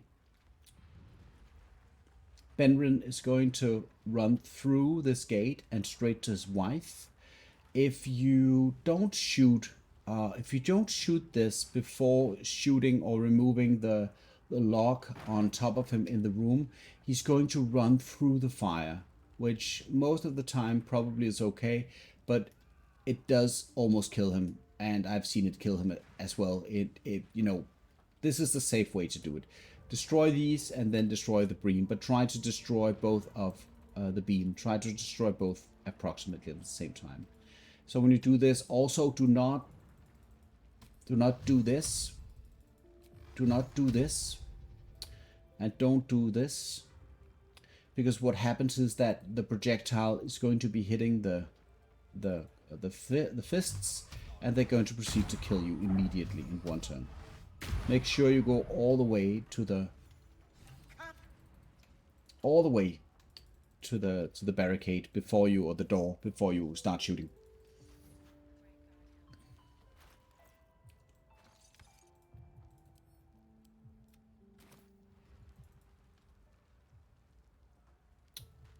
Okay.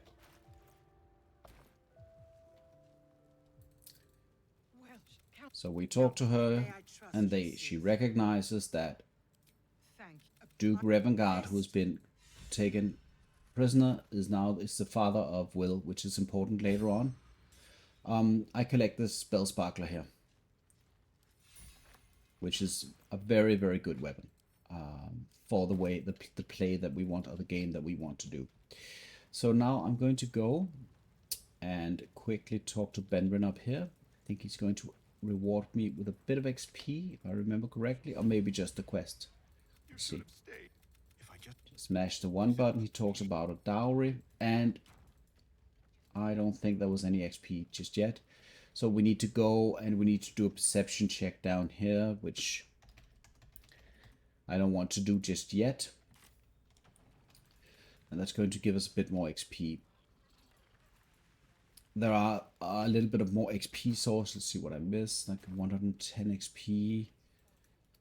Do we want to... No, we don't want to do that just yet. What I'm going to do now is I'm going to go straight to the Githyanki patrol to talk to them. So when you go here, a dragon is going to fly over, causing your character to be in fear for just... Oh, we've succeeded the wisdom check, apparently. Dragon. And then Wyll is apparently happy. And now Lysel is going to run past us. A moment. Just ignore the cutscene. And then Lysel is going to run here. And so this is not important. It's just the only important bit here is because this is her quest. And she does this no matter if you recruit her or not. If you kill her, she doesn't do it, obviously. So I'm just going to cast a couple of things before I head in there. But outside of that, the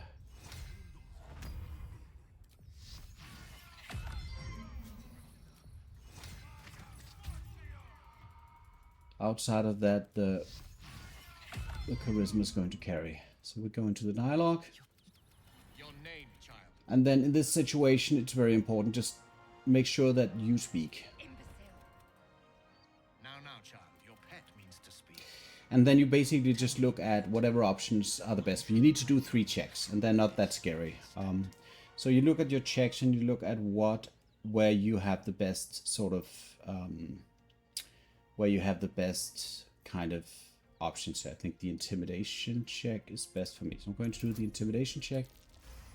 DC 15, success on the first roll. Help us find it, and I will leave your... And then at this point, don't show him the artifact. Just say, I'll help if I can. And then proceed. Here now proceeds the important checks here. All of them are important, obviously, or he's going to kill you. So we get the warlock option, which is going to leave us with a very easy DC to succeed, because we're warlock. Apparently that helps out. Sorcerer also gets a good easy check. And then the final check here.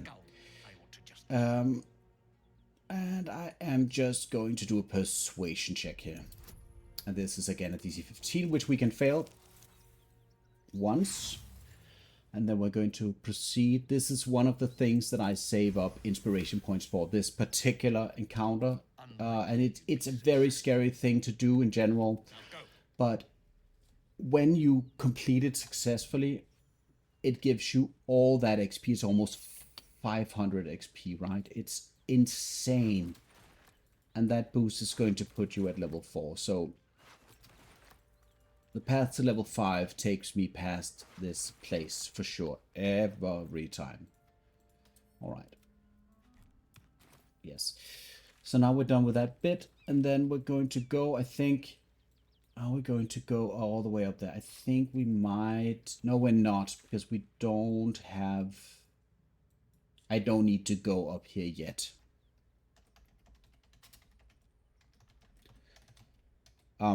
Going and doing the flint encounter is something that we can do. Either we can fight it, or we can talk our way out of it and flee and whatnot, and it's all going to be the same.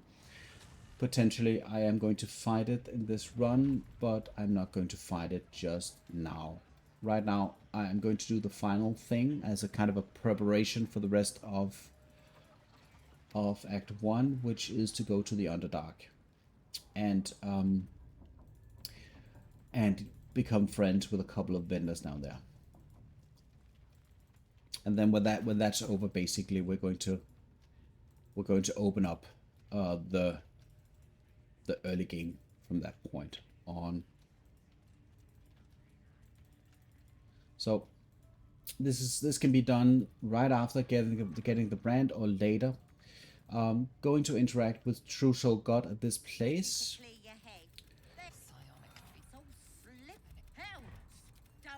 Just smash the 1 button. Couple of things. The trick here with Priestess God is to make sure that the sleep that she's going to cast a sleep on you. You're either going to voluntarily drink a potion, or she's going to cast a sleep spell on you. And one way or the other, the result is going to be that you're sleeping. A couple of things. Any elf will be resisting the sleep, causing her to immediately aggro you, which is important to note. So if that's what you plan to do, have a way out there, out of that, if you're an elf. That's the one thing.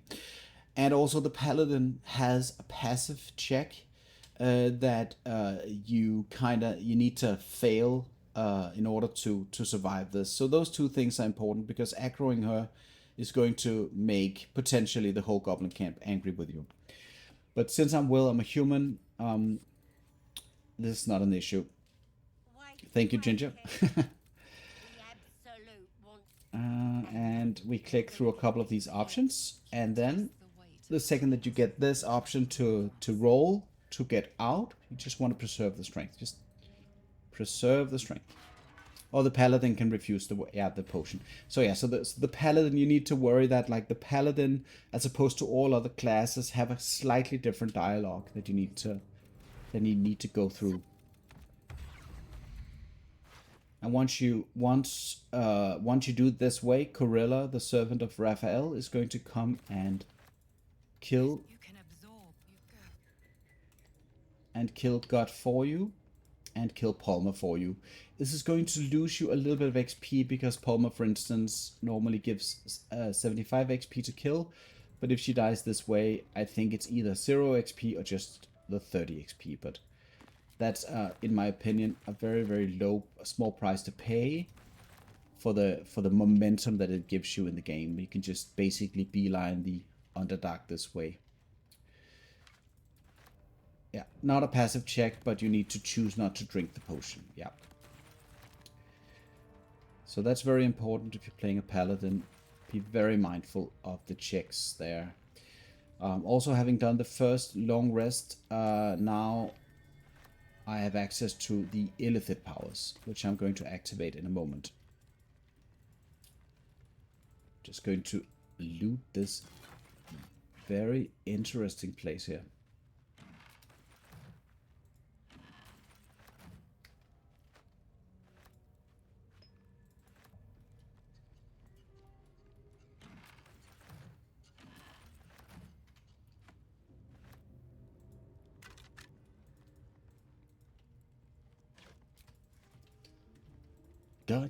Gotcha. Alright. So, moving through the hidden corridor, increases God's room. I'm just going to clean up my inventory for my own sanity's sake.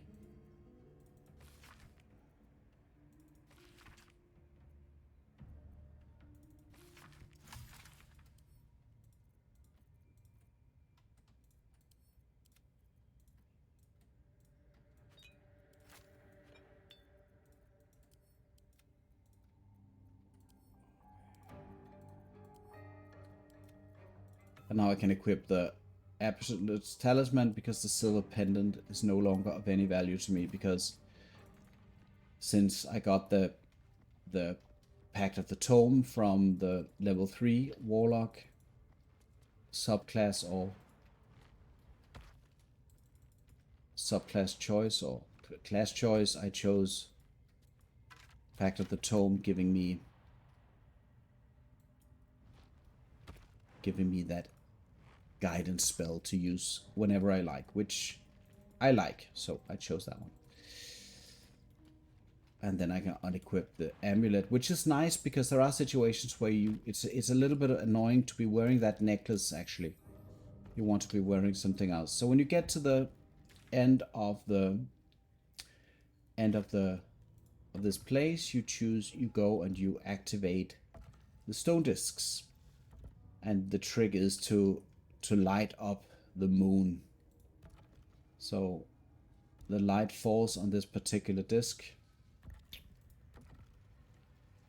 And there are other ways to get through this particular room, but this is the way that Larian they want to give you a little bit of a puzzle here.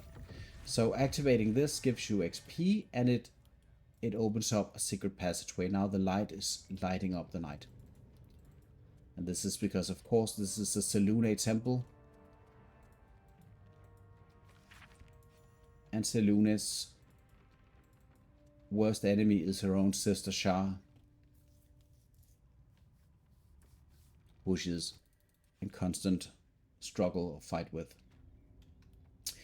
Alright, so now we have access to the Cellulite outpost. What I'm going to do here is I'm quickly going to go in and get the waypoint. Lots of things can be looted, blah, blah, blah, blah, blah, but the important bit is here. I'm going to go up here. And I'm going to go here, and this will activate a scripted encounter with a minotaur, which is fine. We're going to let these defensive turrets shoot a bit. Getting it to 13 HP is fine. At this point, I turn on the turn-based mode. And then, and this is pretty important, you don't want to be like, you just want to shoot this moonstone. There we go. It explodes, and then the defensive mechanisms will shut down. Then you go all the way to this spot, and you end the turn-based mode. The Minotaur is not very likely to destroy the portcullis for like at least 30 seconds or a minute or something, which is why I'm not worried. You want to get to this point because I'm just going to pause it anyway. If you're placed in a bad place here, a bad location, it can be like another place. The Minotaur is going to turn to you and he's going to jump to you, and now you'll be fighting the Minotaur at this spot. But if you stand at this exact corner, you know, somewhere within here, there's not going to be room enough for him to do that, and then you're home free. And another thing that's important to note is that the Minotaur is a monstrosity type. And this means that the hunting short bow is going to give me the advantage on every attack. I'm going to end the turn here.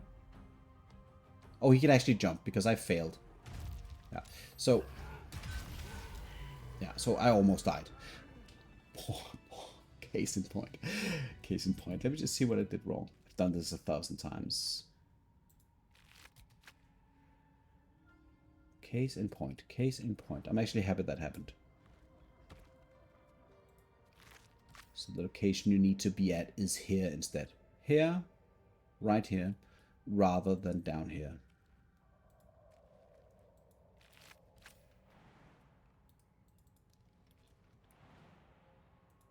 Guess you could do a whole video on this. But anyway, you can also, I think you can go at it from different angles. But having it jump up like this and almost killing you is not particularly advisable. It even crit me, right? So that is that's kind of can be potentially be kind of a problem.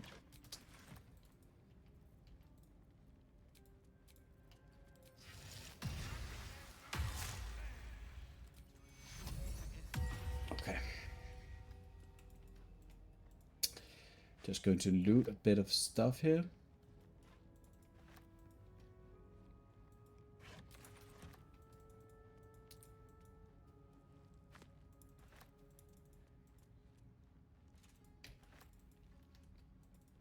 Then we hit the level.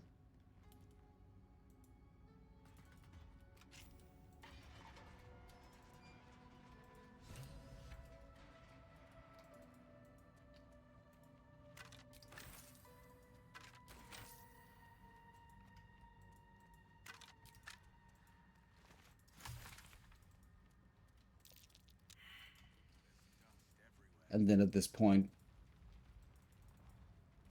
there are more options. At this point, what I like to do is, there is the Falar Alluve. Just ignore the voices. I always ignore the voices and it works for me. So there is a special sword up here that you want to get, but I want to get that at a later point where I have access to a couple of other things. Potentially more strength from an item that I'm going to loot slightly later. I like to just, and you need to sneak here. Right here, you have a couple of very angry minotaurs, and they are going to be ready to fight you, and you don't want that to happen, no matter how many hit points you do have. Right, and also be careful of the mushrooms here. They will confuse you. Just going to do this. And actually at this point, even if I'm not crouched, the minotaurs are not going to take note of me in this location. So I can also destroy them.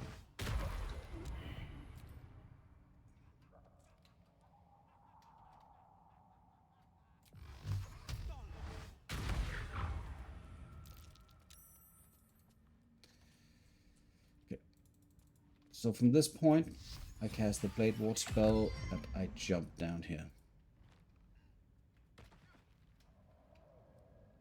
The bludgeoning falling damage is being reduced by the Blade Ward resistance, which is great. I think it's a small detail. I really enjoy the Blade Ward spell. I think it's phenomenal. All right, so just mash the one button, get through here.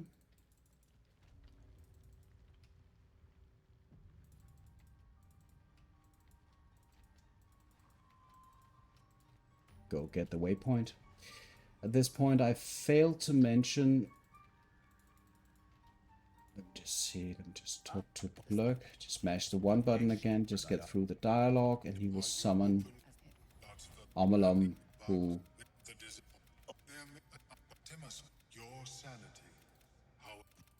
we're going to need as well. Right, let's see. Welcome back. I do enjoy a good bargain. If anything. Oh, yeah. So with the current funds.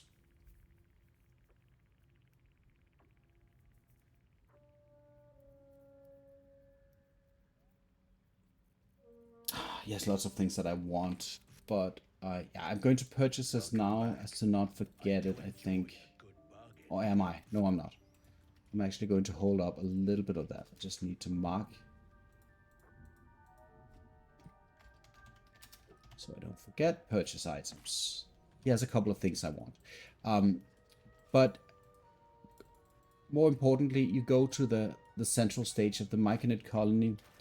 And then another thing I forgot to mention is that you need to collect at least one antidote.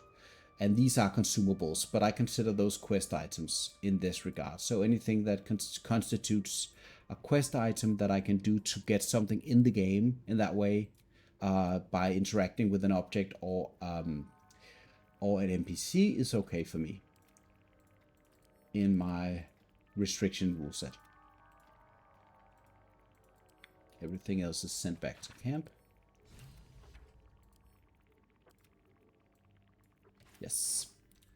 And so up here there's a wounded gnome that has the best item in the game, potentially, at least one of them. And you want to give her the antitoxin, which is the poison resistant potion. You can give her a variety of potions to get this out. The safe bet here, if you are an autopilot kind of person like me, is to just mash the one button. Because if you mash the one button, you don't intentionally insult her or not accept a quest. If you choose other options, you can run the risk of not getting the boost of speed.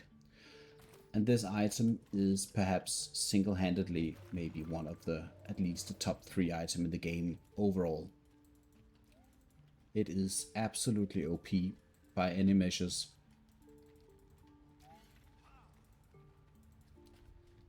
Alright, so now that we have talked to Tulla, we can just quickly talk to Dareth, who is somebody that I am considering bribing for cheaper items. The Amulet of Restoration is nice for specific things for Wyll, in my opinion. The Ring of Jumping is a necessary item for what I'm trying to do. So, question is it worth it bribing her to collect these 2 items? I think not. If you want to go and purchase the Caustic Band, I think there's value to be had. I think with these 2 items, I don't need to bribe her. Just going to purchase these and move on. And then there is no XP to be had from accepting that quest. It doesn't really matter. So I am just going to go and talk to Sovereign Spore as well. You need to talk to Sovereign Spore in order to trigger the next quest.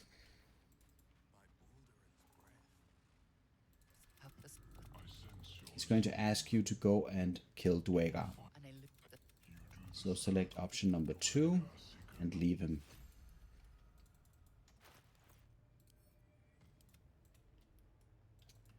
Right, and now I'm at that place where I have all of the vendors that I want for reputation and whatnot, or relations. I don't need to go further into Dareth because I'm not purchasing any reagents from her. Normally, this is maybe one of the best vendors in the entire game on a broad scale because she sells you so many reagents for potions and whatnot, which means that I can now safely go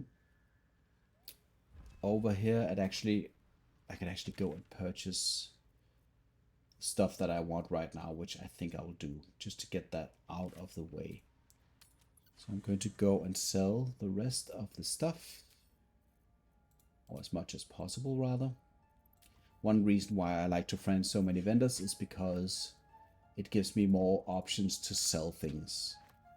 It's just hella annoying having to travel the world to be able to sell your stuff. Not worth it.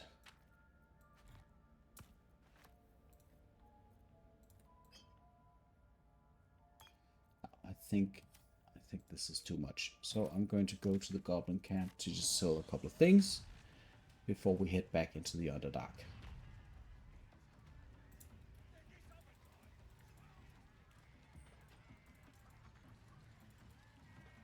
And the level up is I'm going to do that in a moment.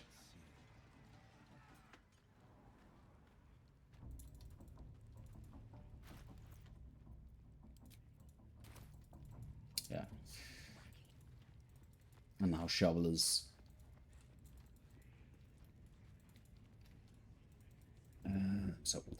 so currently I have 2 vendors. I have Darren, I have Roa, and I have Damon in the Druid Grove. The Druid Grove vendor is a little bit more annoying to access. She has a lot of money, so I'm just going to be selling to her. All of this stuff. Balance offer, thank you.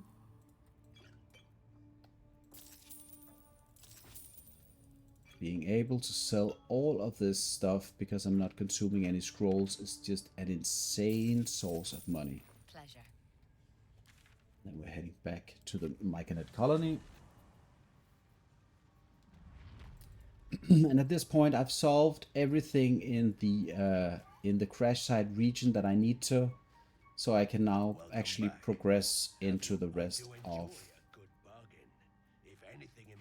the Underdark. I'm going to take the Melf's first staff for various reasons.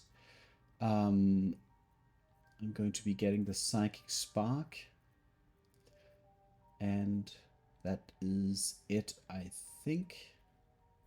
Does have a couple of other interesting items, but not specifically. Like the Baneful, for instance, is fantastic if you're playing a Pact of the Blade Warlock.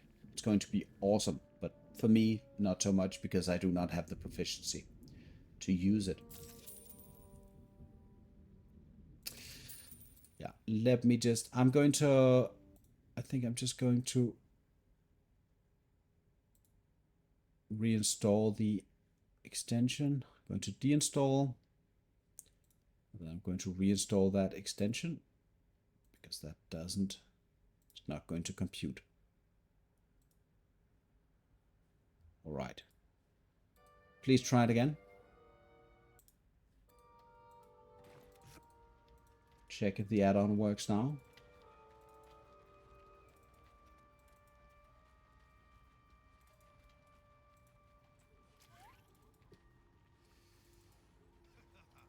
All right. So now Sovereign Glut. That's problematic. I'll have to look at the add-on thing after the stream ending. It's very, very problematic. All right. So I just mashed 1 here. Yeah. Yes, I know what the problem is, but I'll take care of that once I finish the stream here. I'll deal with it afterwards. All right. So now I'm doing the level up here.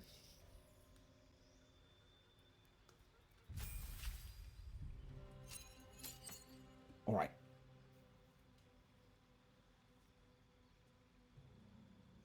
yes. Yes, the build is centered around getting the gloves of dexterity from the Kresh. So that's going to happen no matter what. And this is the 16 charisma also relies on getting the hair care and interacting with the mirror of loss in Act 3. So there's an idea to this, even if it looks a little bit stupid. All right, so for the cantrip, I'm going to be choosing the friend spell. It's also possible to get the bone chill. That's kind of an interesting prospect, but I'll have to think about that later. And as for the spells, I'm getting invisibility, and then I'm going to replace the hex spell at this point with the Misty Step, which is all part of the plan. The feat is going to be an ability improvement. This is something I've been debating with myself quite a bit. The +2 charisma is just insane for the warlock. Getting that extra attack chance and whatever early on is just... It's just fantastic. So I'm going to leave Glut. And then I'm not going to go and rescue the dwarf just yet. But I'm going to be beelining the beach waypoint, and then I'm going to be going into the Arcane Tower. This is what I'm going to begin with doing. I'm just going to do my second long rest real quick.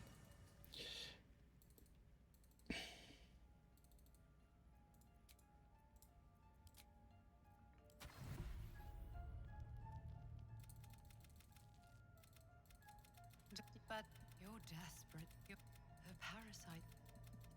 Were it not for my... You...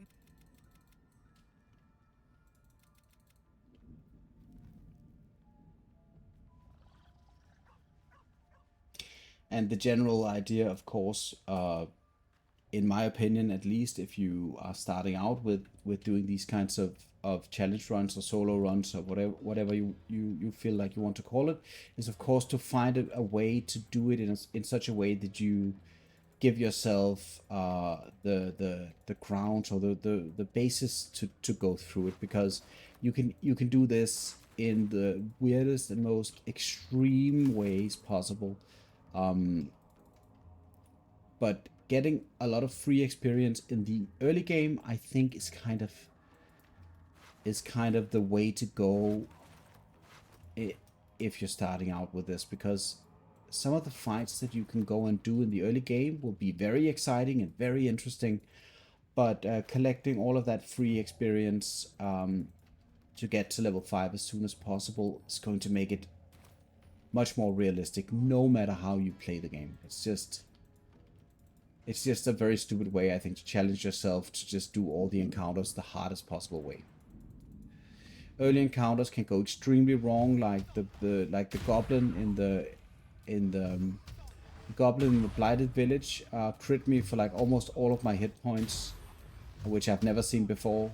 It was really, really bad, and so, I mean, it's just stupid. Right, so what I am going to do is I am going to go and roll the dice on the experience points down here. Probably I'm going to do something just before I go and roll those dice.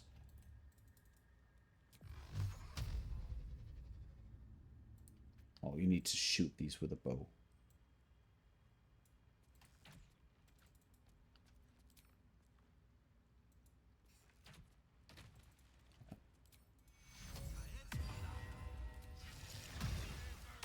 Right, so I have the Underdark waypoint, so I'm just going to go and do something which is going to make sense to me, because I want the experience points from the Kuo Toa that I'm going to be visiting in a moment.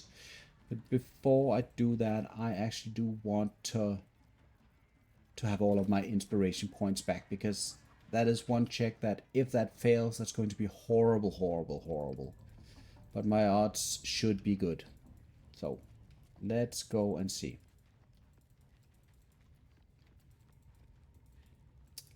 Yeah, basically anything from this game that anything from this game in the early game that is going to help you deal with the problems later on, is going to push you towards a couple of places in the game that's going to be difficult, which is I think fine. Oh wait, that doesn't help me.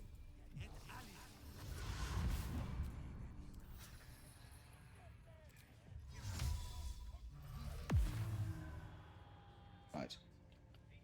Did that succeed or did that not succeed? That's succeeded.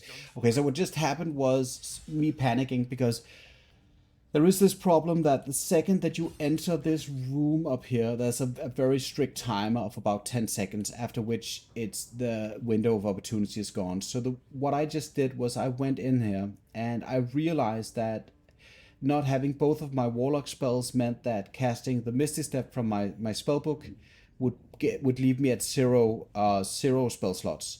And I needed a second spell slot because what I'm doing is I'm casting the invisibility spell on the NPC Smythin, who's right down here. And I was like, immediately my reptile brain told me to put the game in turn-based mode. Because putting the game in turn-based mode is going to, let me just see, it's going to run out in a couple of seconds, and then we'll see what happens. Because what happened was when you put the game in turn-based mode, these guys don't care. They're just going to proceed on with their script, meaning that after the 10 seconds are gone, they're going to throw Smythin into the pit. I managed within like 1 or 2 seconds before this happened to cast the invisibility on him, and that triggers the inspiration for Wyll at this point. So now what happened was that gathering from the dialogue here, I can see that the invisibility lands, and then the exclamation from being thrown into the pit, he lands right down here, happened. So I both managed to get him killed and saved him within the same time window, which is, I've never tried that before. I'm going to cancel the invisibility, and now he's gone. So he was, I guess, like mid-air, he was then teleported out of the game. That's my assumption.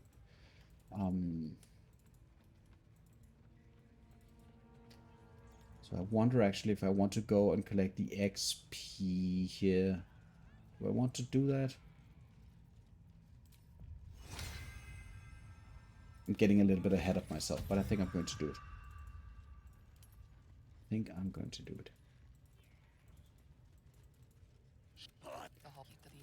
So you just want to let the ceremony proceed, and then you want to do the wisdom check here. Good riddance. Okay, so succeeding this check is going to allow for me to interrogate the Mind Flayer, and Raxlin is going to be very annoyed with the answers. The only option you cannot choose when you interrogate the Mind Flayer is the who killed you, because this Mind Flayer is in fact one of the Mind Flayers from the ship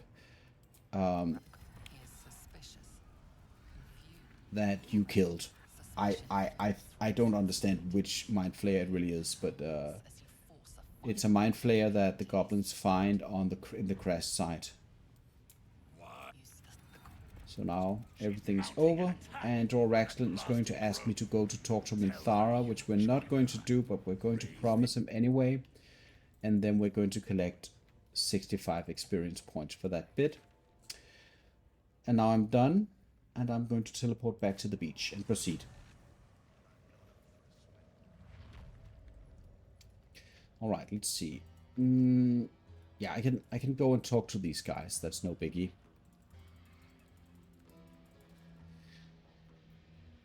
So, down by the beach, we're going to have Gek Cole and his merry bands of absolutist Dwegar making sure that everything is fine. And they had a fallout with the mushroom people, so that's the whole conflict. When you talk to him, you want to show him the brand. Which, if you don't have the brand, you can still bypass these dialogue checks, but it's going to be not as easy. And if you get this far, you can show him the boots. The boots are the boots that we got from the gnome, the best boots in the game. That we're just going to show him, and then we're going to move on. We're waiting for the surprise to go away. And then we're going to proceed to the next target, which is the Arcane Tower, just down in the corner of the Underdark area, right down here, which has some very, very delicious items that we're going to go and collect. Although, before I forget it, I'm just going to go past my Kuo Toa friends on the way. So we jump to the almost invisible platforms here and not into the chasm to our death. And I made sure to destroy the mushroom right here on the skeleton. There is the Helm of Autonomy. It gives you proficiency in wisdom saving throws, which Wyll already has. So we're going to send it back to camp. But for some classes that can be very useful in a number of situations. Alright. So before you go into the dialogue with the Kuo Toa here, you want to pop the guidance spell. Because there's a passive check that's going to help you out once you get talking to them. It's an insight check, if I remember correctly. It's a nature check, which is an intelligence check, and I have a very low intelligence score. So for Wyll, that's actually kind of a bit of a problem. Right, so this will open up. This will open up the dialogue option called "You can give it a rest. Your god isn't real."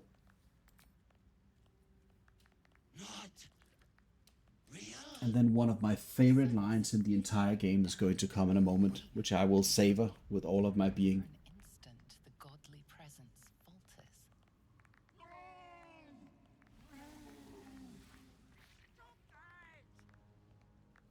Right. So after this, the high priest of the Kuo Toa down here is going to be, he's going to be in absolute disbelief, and he's just going to say the most wonderful thing. So from this check, the persuasion is the strongest, which is a DC 15, so it can easily fail, hence the inspiration points. And if you fail all of them, potential combat ensues. But let's just hope for the best. Here we are. And now, here we go.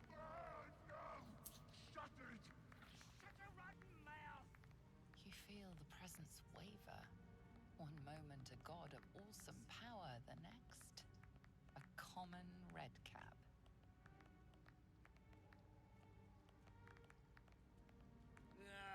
Bollocks! Don't do anything hasty now. The fish folk got plenty of power. We can share. Blessed boar. What? Shut it, you! Funny every time. Okay. Okay, so I believe there are a couple of options you can choose. You can fight him, you can do all kinds of things, and the value, I think, for me is going to be the same. I don't care about all of the buffs that you can get down here, because the value is going to be centered around. First of all, it's going to include sacrificing companions, which I don't do no matter what. And secondly, it's going to be for characters that benefit from the bleed attribute, which Wyll doesn't have any value from the bleed stuff. So I'm just going to get myself out of here. And the 750 experience is so massive that, like, already I'm getting closer to the goal of getting to level 5. Up here is a bit of exploration XP that I would earlier on have gone and gotten, but since it does increase with your level, I recommend saving it until later.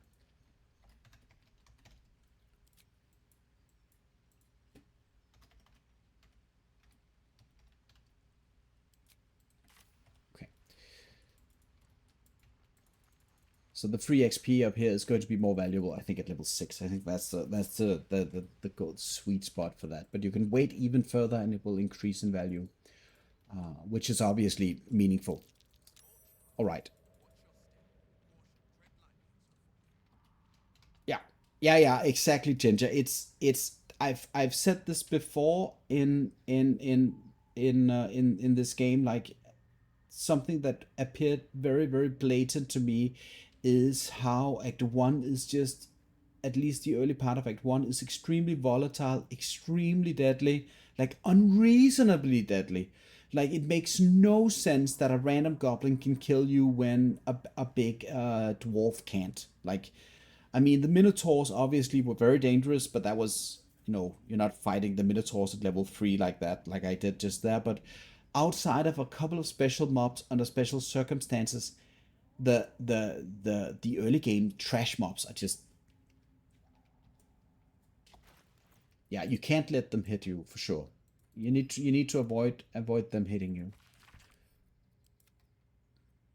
And I really don't understand why it has to be that bad. And I assume it's because they want the level 1 to 4 experience for new players with a full party to be super gritty, because it's going to be super gritty, right? You're going to die in the Blighted Village with 4 characters and whatnot, because it's just so absolutely crazy. Alright, so I'm just going to sort my...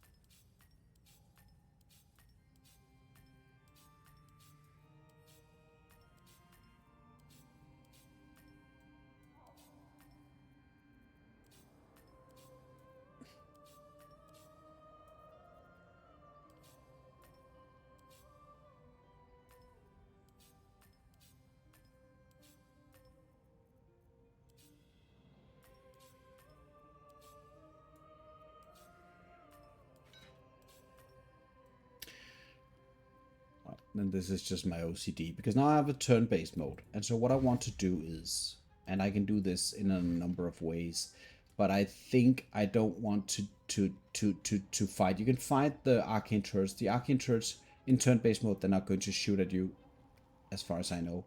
So you can then move behind those blocks. And then you can end the turn, and then they're going to maybe shoot them. No, they're not. Anyway, if you inspect these guys, they are resistant to most things. They are vulnerable to lightning if you have that kind of damage source, and they're also not vulnerable or not resistant to the force damage spell that Wyll has, meaning that I can actually destroy these. And so I can either go and locate this. There are like a couple of safe spots that you can choose. This is not one of them. Let me just see if I can find a safe spot. This is not a safe spot. If I choose to shoot, I can kind of manage to find those very weird spots. I don't think this is a safe spot. Let's just check. Okay, this is a safe spot. So now, as long as I don't force Wyll to move, you can watch the silhouette. As long as he stays in this spot, I can actually just shoot this. And now I moved Wyll. So this is the one way to do it, and I think I moved him again, didn't I? No, I didn't. I moved him, but he didn't. So if you move your mouse, yeah, killing these grants 40 experience point. What you can do, I'm just going to turn base again, just for the sake of the other turret not attacking me, which is right up here. But what you can do is you can go and you can shut down the turrets. Which is what I'm going to do, and then afterwards you can go and you can kill the turrets still, even if they've already been pacified, which is something that you want to do, because the 160 experience points here are just too good to pass up on. So I'm going to turn base again, and I had to switch boots, which is not a problem, but this is why I like to have the Swirezy shoes. They're very cheap, and to have these for the early game, meaning... Why can't I jump? Here we go. Meaning that I have enough jump, even with an 8 strength, to make these difficult jumps, which otherwise I wouldn't be able to do that and reach those places. So getting the Swirezy shoes for that purpose alone, for me, makes sense. You could also go with a 10 strength, but like I don't want to do that. And so we jump by the mushrooms. This is, for me, the best. There are several reasons why this is, in my opinion, the best course of action. Because the problem is that right here in front of the Arcane Tower is actually a bit of exploration XP, and I want to avoid getting that straight away. I want to actually go... I want to get into the Arcane Tower, but I don't want to go in the front door. Because that's going to trigger that experience. And there is plenty of loot and stuff, which I don't want. So I'm just going to blow open the door here. Force damage is a wonderful thing. You really miss it when you're not playing a warlock, I have to say. So I'm going to pick up both of these bad boys.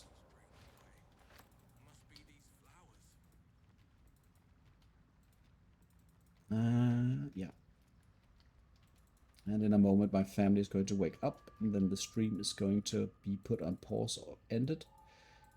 Just saying that straight off. I put in one of these saucer blooms that I just collected, and the machine is now turned on, but it also means that the guns, the turrets outside have been turned off. So I'm just going to open this chest for this necklace that I practically never use because it's semi-bugged. But detect thoughts is definitely a nice option if you have a reasonable intelligence score and you can use that spell reliably. Then the detect thoughts is very nice. So going up the tower, what you want is you want to kind of on every floor you want to read the books and you want to collect a couple of things. These Timask spores are going to be necessary for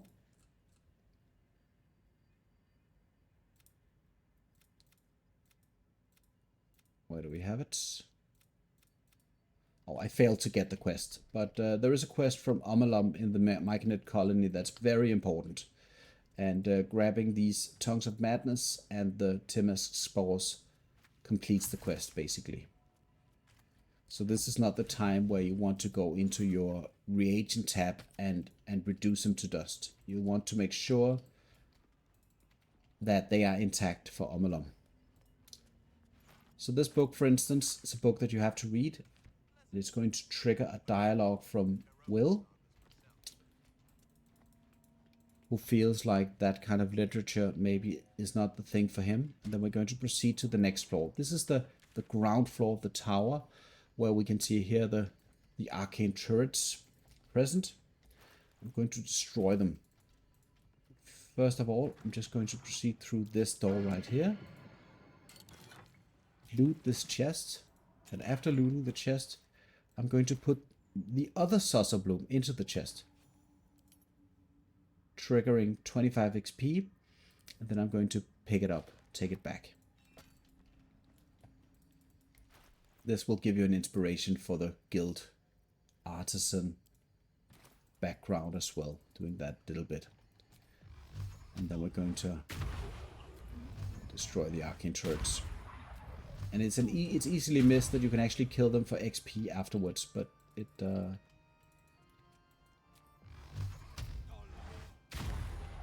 I'm going to destroy these two.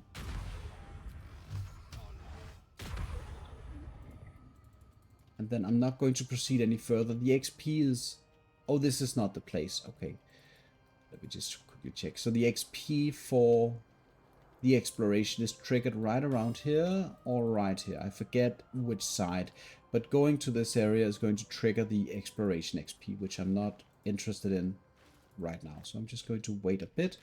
And then perhaps just a small marker for myself, so I remember to go and destroy that turret. I'm going to read this book as well. And then we're going to go to the next floor. 2 more floors.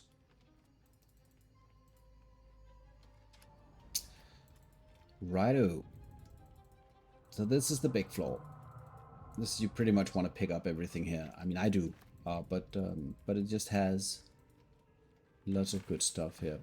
The wooden chest contains arcane and religion check ring, which you can use in specific checks later in the game.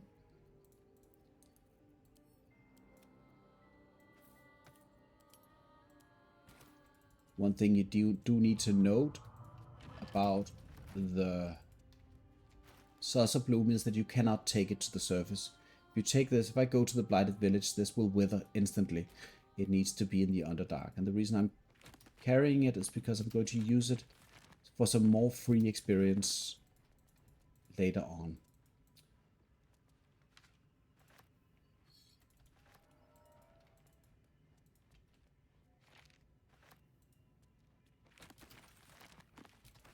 Right. So I forget which books trigger the quest material, so I read all of them. That is how I do it. But I know that in the other 2 floors, let me just quickly check. There we go. And there's one torn out paper. And then we send those back. And then a bit of XP, which is centered around Laysel's character, is these Githyanki discs. And if you have, there are 2 discs down here. One is on the table, one is on the shelf. The one on the table has a way to decipher or decryptify the other one. So I'm using the cipher I found, which is the other disc I just found. And then suddenly we trigger the whole thing and we get a nice little juicy 95 experience points. And then we can send those to camp. Is there anything else? I think we're almost done with this level. One last chest. And then we're going to go to the top here, which is going to trigger a dialogue immediately. I don't have any hit points, but I don't plan on fighting. So here we go. The Guardian of the Tower, Bernard, is now ready to talk to us. And again, you just want to mash the 1 button. And this is only possible if you read the books. You will know how to interact with him. It's some weird ass thing with his former master who's dead or something, and who trained him to be like a Shakespearean philosopher or something. And he likes to talk about things. You get 75 XP, which is the XP that it would give you to kill Bernard. All of his friends, 1, 2, 3, 4, 5, and 6 robots are also give XP. I think it's 75 per. I'm not entirely sure. So what you can do is with the Sussabloom, you can now go and pacify all of the friends, and then you can fight Bernard. I'm not going to do that right now, because if you kill Bernard, then you can kill the others. They will be incapacitated, and you can kill them one at a time. But that's for later on. In case I do need experience, you can go here and you can collect a little bit of XP. I think at that point in time it might not be that exciting. So from patch 5 or 6 on, they moved. There was a stool right here, very confusingly. There's still a stool here, which when you destroy it, nothing happens and nobody cares. And they move that behind this guy. So now the Club of Hill Giant Strength, which for Wyll in my specific rule set and playthrough is going to be a core item. So the dialogue, this is the puts my strength to 19, which means I can jump, right? So the dialogue with Bernard gave me the guiding light ring, the orange ring here, which I'm going to be using now. And the second that I use it, a special button to the basement is going to be activated. There are other ways to get to the basement, but it is not relevant for Wyll. I just want to do it this way personally. And now we're going to find, I think I would call this in my type of playthrough a core item. I would even say this is perhaps the most important item out of all of the items in the game that I'm going to be looting now. I simply don't see any item that matches this item in relative power. And so looting the bookcases here, I'm then going to go here and collect the Staff of the Arcane Blessing.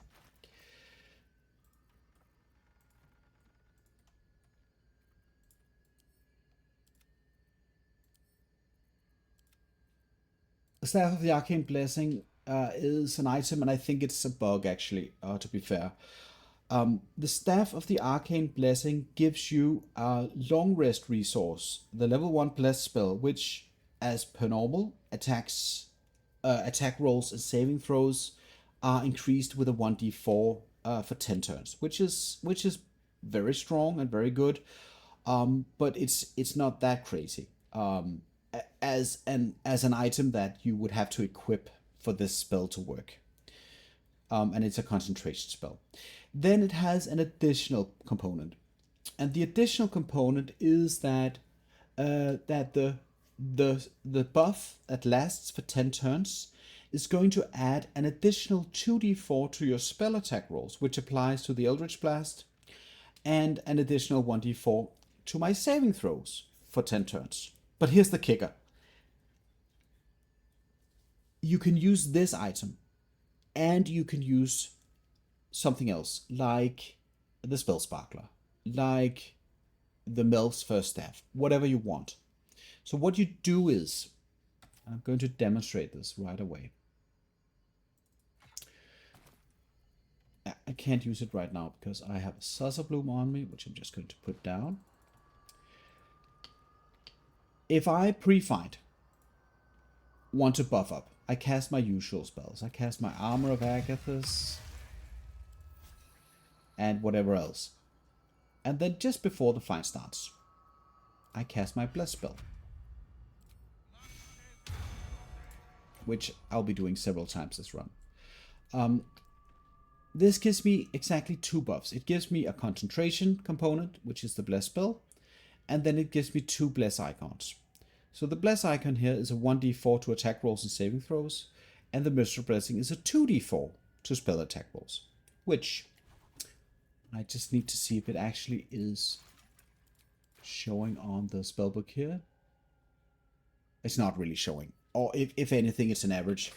The +6 to spell attack rolls is the +4 modifier from my charisma, +4 to its spell attack rolls, because this is my spellcasting modifier, and then it is my proficiency bonus, which is the +2, as you can see on the check. So the +2 +4, that's +6. So it's not showing on the character sheet, but this is a +6. This makes it very, very hard for me to hit, for example, AC 18 even. It's going to be miss. With the Mystical Blessing and the regular Bless spell, that's a 3d4 to attack rolls, which averages to something like 7 or something, +7 to attack rolls on average, which is now going to make it very possible to hit anything. But the great thing about this is that I can equip something else. I'm not losing the concentration. So now I have a Spell Sparkler with all the spell hit that I want for 10 turns. And name a fight that lasts you more than 10 turns outside of a few fights. So this is basically a way to solve any kind of hit chance problems that you have any time in the early game. So even with that argument, you could say that why add Charisma as an ASI at level 4? Well, it still gives you damage on every beam that the Eldritch Blast produces. So Charisma is a very strong stat regardless. But this solves all of your problems. Now, if you want to cast a different concentration spell after this, which I think I can do just to showcase this, I'm going to be casting the Cloud of Daggers in the middle of the room. Now, the Cloud of Daggers shows up as a concentration spell. However, the Mystra component persists. So the strong part of the Bless spell from the Staff of the Arcane Blessing persists. It's not concentrations. It just lasts for 10 turns. So, in my opinion, this weapon is single-handedly the best item that a caster in the early game can get their hands on. It is absolutely OP, and I feel like it's even bugged. But so this hasn't been changed for the past 5 patches. I'm just baffled that it still works, because it solves more or less anything in this particular playstyle where you are dependent on direct hit attack rolls based spells. So any character that relies on attack roll based spells, this item is just don't pass up on this. This is just, this solves so many problems. Alright. Enough babbling. I'm going to get out of here.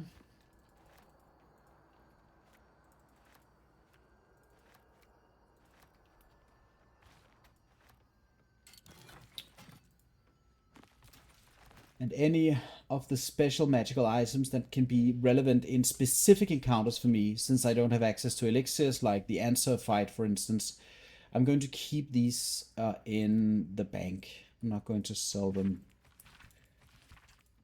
So I'm basically using all of the toolkit as far as items, equipable items go. I think it's a very fun part of the game to mix and match all the stuff that you have on your character available to you.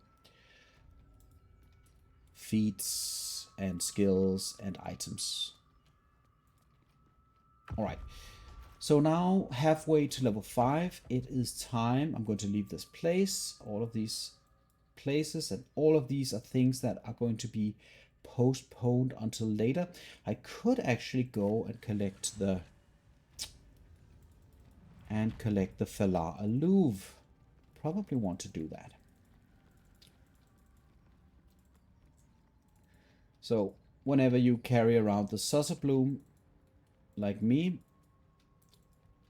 most of the time for a caster, this is going to be a disadvantage. So I just want to leave that on the ground while going up here with the Club of Hellgiant Strength in hand.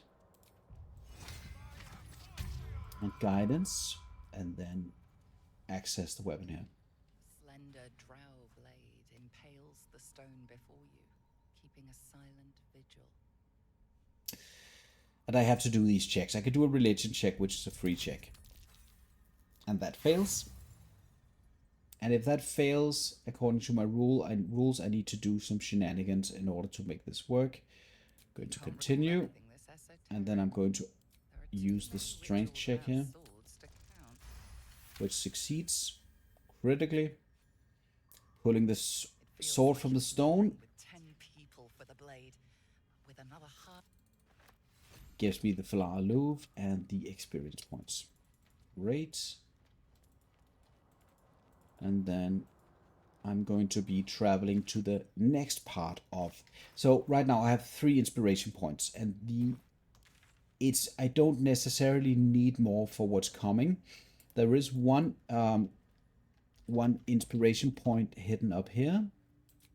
I have another inspiration point hidden in the camp with Volo, but I don't need to access those yet, and I want to kind of keep the space open for other inspiration points that I might get in the course of the game. So you don't want to be overstacking inspiration points beyond the 4 points that you can carry around yourself. You want to keep those on retainer if you play with inspiration points, because some people prefer to not use them, which then makes it redundant, and you can then just collect all of the inspiration points whenever you feel like doing that.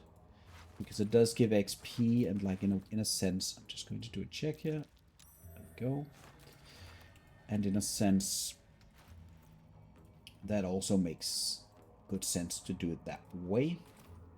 Alright, so now we're going to go to the boat, and then we're going to bypass one of the funniest fights in the game.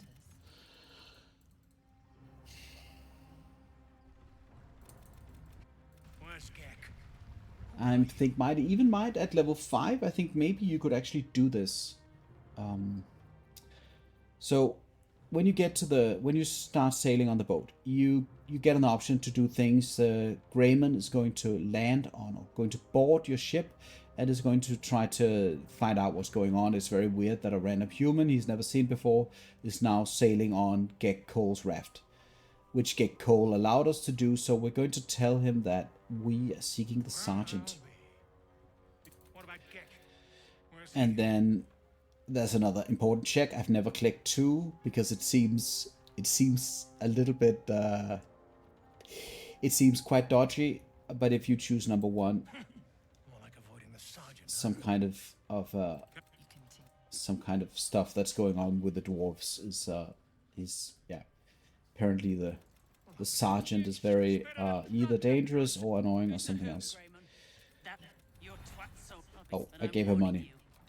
Yeah, mashing one gives her money, but doesn't do anything else. So we don't care. So now is one of the most important things if you want to do it the way that I would normally do this, because there are lots of experience in the Grymforge. You can choose to either murder hobo everything down here, or you can choose a different path. I'm going to choose the different path because it's a personal preference. So I'm going to go up here, and I remember to toss the Saucer Bloom, and then I'm going to talk to Stoneguard Kerr. This dialogue won't initiate, in my experience, if you talk to the other guy. You have to go up and first order of business, talk to Stoneguard Kerr, and this will initiate this dialogue. And they're conspiring against the other dwarves and Sergeant Thrym and the true soul Nere, the elf, who's down here trying to run business. So just go through this, and then you need to do a deception check because he doesn't like true souls. I'm choosing number 3 out of personal preference, and then I need to pass a DC 10 check or a check with friends, which I think I'll do. You just want to make sure that you're not anywhere near him once that spell runs out. In that case, right, and you pick option number 1. Whatever the spoils, good. You still standing about? No. And then you move away. So I prefer to go straight to business here. So here, make sure you crouch.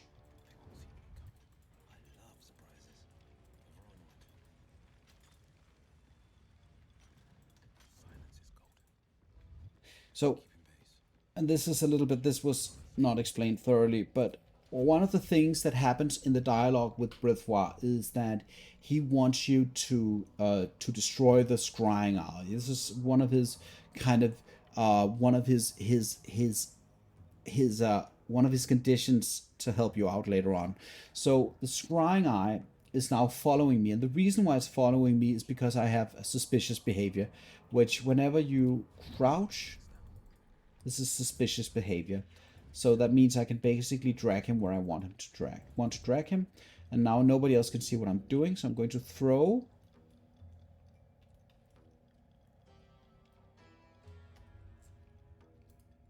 And see, if you take too long, the eye is going to leave.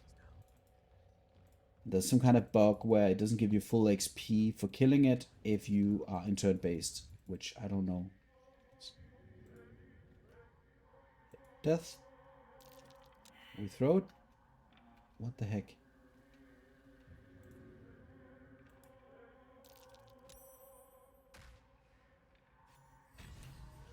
Okay.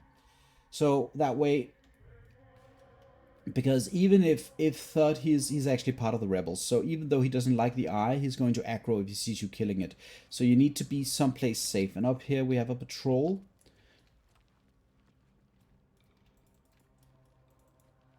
And there she is, Mirthis.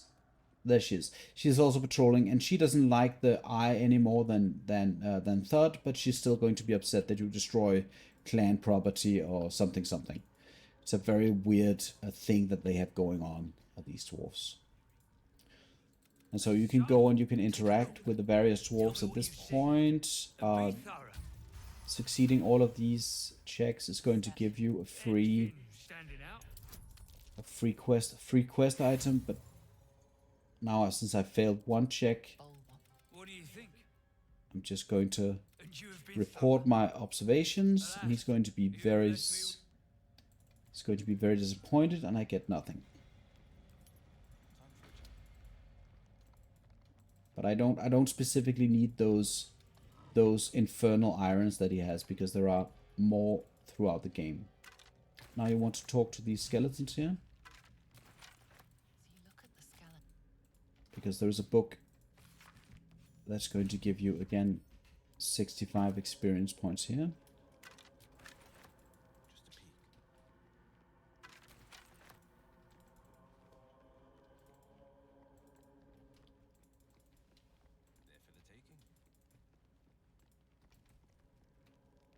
magical backpack with a lot of gold.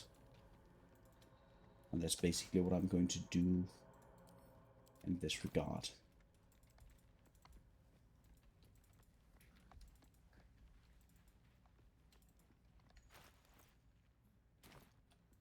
And we're still on the track of free experience, so we don't need to move anything that has to do with anything that's not free experience.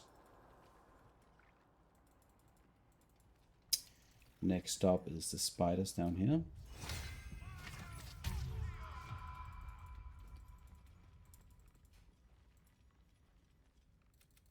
Spiders aren't wild.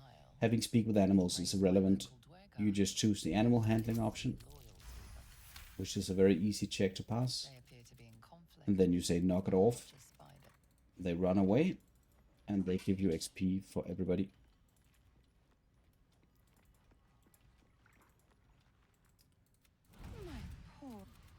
And now Misora shows up. Killing the feet, but, and I know. Always triggers at this. You can trigger this cutscene twice. It always triggers at this exact location, but it's not too important. And then we're going to go and talk to these guys. And this is solvable in a number of ways. Doing the perception check here enables you to see that there is a special item on one of the gnomes. You can then do a deception check, which is one way of solving it, or you can do a sleight of hand, which is a different way of solving it. This is a very high DC, which fails. However, Something caught your eye, eh? That's grand. he will allow you to trade it afterwards. And there we go. Tidy. The invisibility ring is pretty much necessary for what I am going to do here. And then I'm going to progress going into the latter part of the preparation here before the big fight in the Grymforge, which is going to go and get the explosives.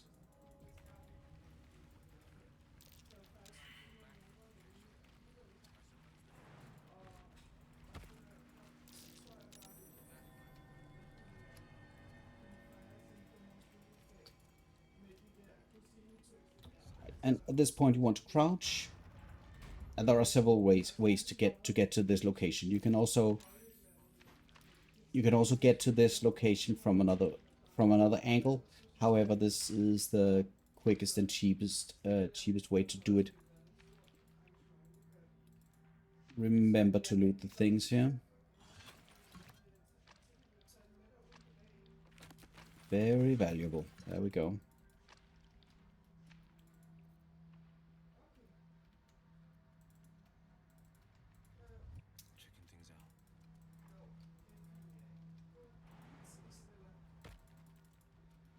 And this is also courtesy of my friend Ginger Bananas, who informed me that there is an easy way to deal with this particular encounter, because now we get to Philomeen. Philomeen has the rune powder barrel and she has something else. So what we want to do is, for the warlock at least, we want to take down the passive here. Then we want to turn off the repelling blast. And then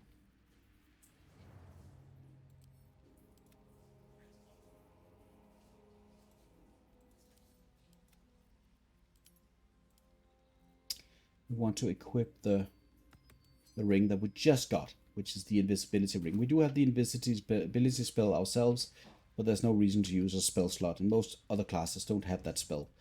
And so what we're going to do is we're going to cast invisibility on ourselves from the ring. And then we're going to go up here, and we're going to take the rune powder barrel and move it like so. This is going to initiate the encounter, and she is preparing to blow up everybody with the fire there. She's expecting the barrel to be there, and magically it's not there. And what the hell? So you initiate this conversation with her, And there is this minor drawback that if you do it this way, she's not going to offer you a vial of rune powder. Look, So the second that I end the conversation here, she's going to take the vial of rune powder, and she's going to take the barrel as well, which the barrel can be sold for gold. So this is all, you know, not very appealing. So I'm going to be attacking her and killing Philomeen. And this might feel wrong to some people, but it is the name of the game. So I'm going to shoot her here. And I'm actually going to move because I know exactly what her trajectory is going to be. So I'm going to move down here, and then I'm going to end the turn. Now we're stuck in turn-based, so she's going to... Right now she's... Okay, this is actually pretty good. I'm going to shoot her here. And then she spawns down here. Very interesting way that this works. And you have like a three turns in order to solve this. And then...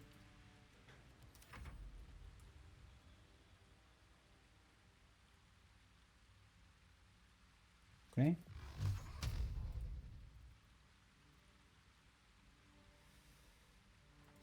This is again pretty odd. Normally she moves, so I'm a little bit worried here.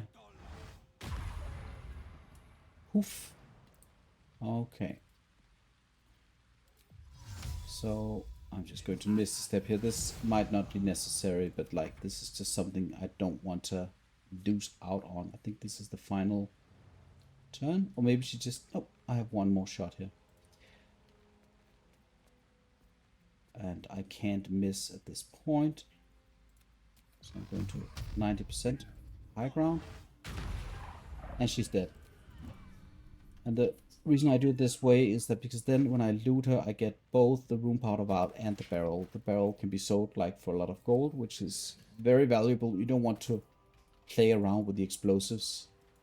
People have been known to die and lose honor runs because they thought that the rune powder barrel was a good way to deal with specific issues in the game.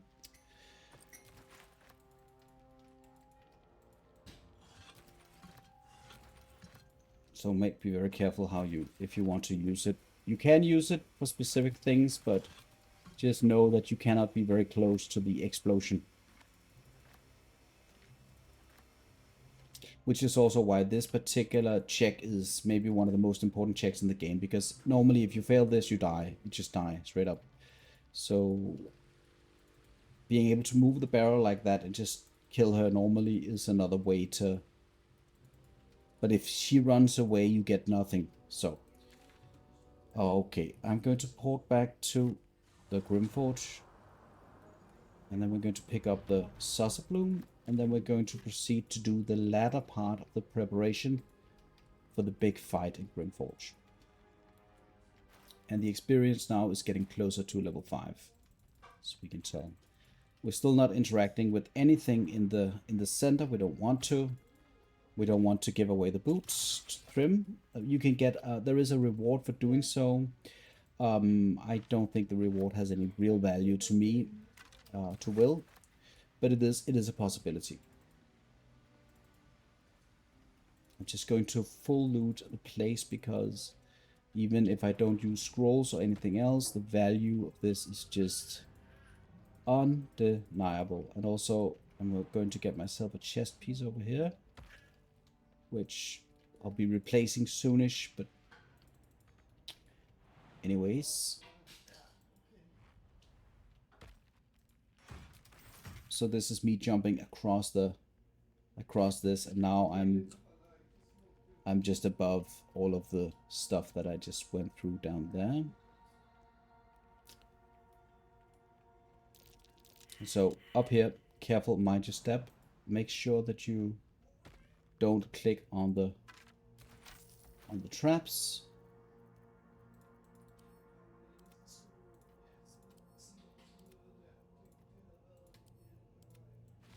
And then we can do this in a variety of ways. I think it's even, you can even lockpick this, and I don't think the DC is very... Let's just try to lockpick this. I think the DC is very respectable. Although, yeah, I'm not going to. I'm going to just continue. It doesn't produce this, so you can basically lockpick this like without any kind of repercussion. I would normally miss the step through, but since I'm wearing the Saucer Bloom currently, this is not an option. So I will have to equip a couple of items that increases my chance to succeed at the lockpicking, which I will. And then we're going to try again. Success. And then we move in. Idol of Shah. More importantly, the Protective Sparks Wall. Protective Sparks Wall for most of the casters were only able to wear cloth gear is best in slot for like, I think until Act 2 at some point. So this is a pretty good armor that, of course, interacts with the spell sparkler, so that if you get lightning charges, you increase your armor class. So in that regard, it's pretty valuable. All right, let's get out of here again. And I actually think even if I go across this, I'm going to trigger the traps. Yes, even the gargoyle statue is going to be triggered.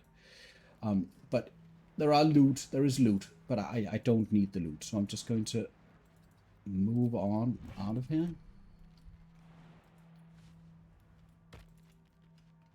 And depending on...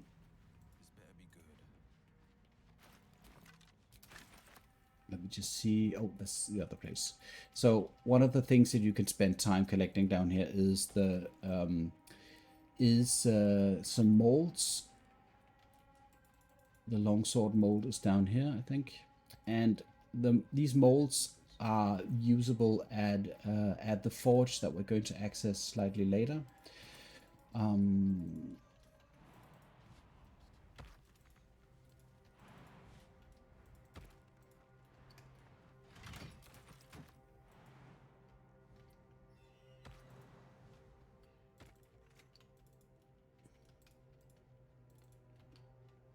But the most important one for Wyll is going to be through the next door. Right over here.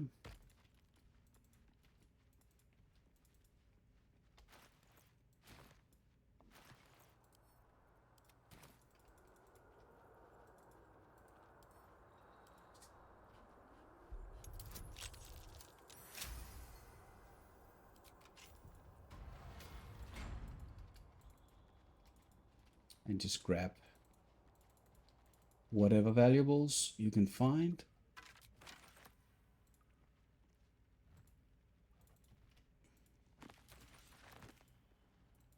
I just love it how these bookcases very specifically hold a level 3 spell scroll, and there are very strong level 3 spell scrolls and there are very bad level 3 spell scrolls. So if you're playing something like the Ultimate Honor Challenge, and this is I think even a level 4 spell, if you're doing something like the Ultimate Honor Challenge or any kind of challenge where you're not allowed to do any long rests, suddenly spell scrolls becomes super duper important, and if you roll bad on those specific places where you can get good spell scrolls, that sucks. And this is one of the reasons why I do not like that game mode too much, because it's just so random. So the shield mold is something that I need for later. And we're going to kill the demons later. We're going to kill the slimes later. Don't need to do that just now. We could, but it would involve an amount of cheesing that I'm currently not interested in doing. Right now, I just want to get as far as I can to towards level 5 in a way that's safe, and then afterwards we can talk about the rest of that experience point content, because you can do some of those very weird dangerous encounters like the mimics and whatnot without cheesing, but it does require you to have the tools. It's not only like a skill check, it's also in my opinion at least, with this spell's difficult restriction set in mind, Hello, good to have you back, Meriden. Good to have you back. Let me just check if I have what I need here. Right, let me just equip the boots here. And I need to precast the Featherfall, and now I can get rid of this goddamn saucer bloom. So we proceed to this place hidden behind the main arena that we're going to fight. Just to grab a couple of things, a waypoint, and of course a bit of combat that we can do later on once we reach level 5. Like, I basically put off combat until I'm level 5, which is one way to do it, which I would say is probably the safest way to do it. The more you put off, the better, depending on your class and spec and whatnot. Of course, some classes will be very strong very early, whereas other classes have a huge power spike at level 5, which the warlock has absolutely insane power spike. Okay, so I'm going to drop the saucer bloom here. And then the rest of this stuff down here is a bit of exploration XP that we're also going to hold off on a little bit.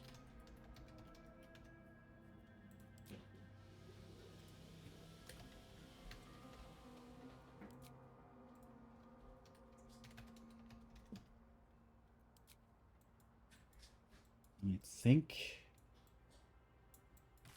that makes me happy. Alright, so I think we're ready to do the Dwargar battle now. I don't think there's anything that I've missed. And that's going to conclude the first part of Wyll's adventure here. So let's just quickly see. We do need a long rest before we proceed.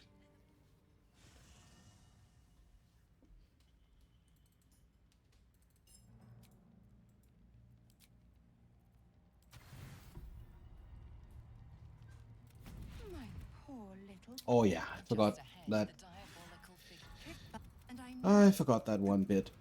Thank you, Miss Aura, for reminding me.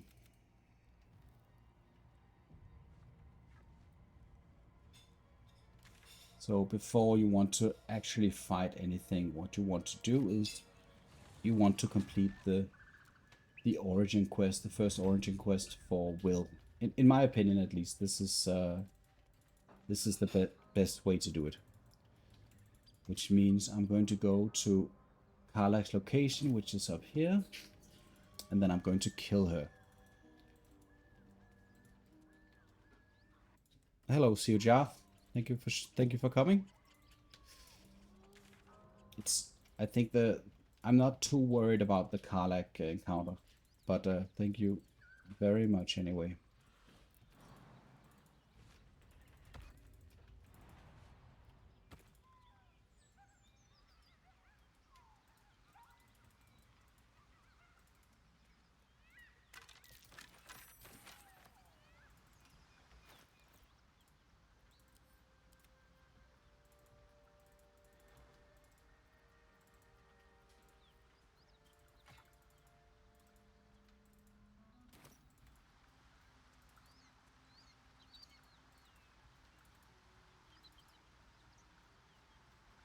Yes, yes, Ginger. The first real battle, in principle, will be the Dwargar, yeah. And that should put me at level 5. I hope. We'll see. Or close to it, at least.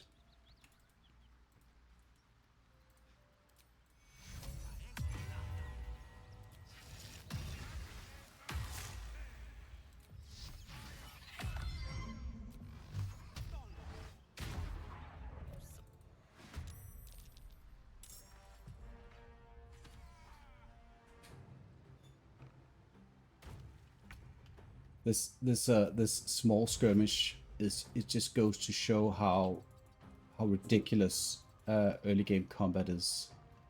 I mean, if I would use the Arcane Staff of Arcane Blessing in this fight, I would easily be able to hit her. But right now I'm depending on my proficiency modifier and my charisma modifier, which puts me to a +6 but hitting Karlach is still apparently very difficult.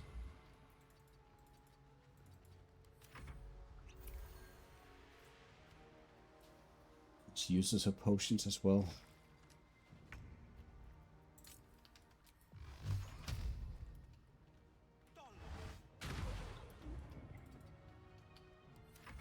So with the lightning charges, that helps just a little bit, but still, it's ridiculous.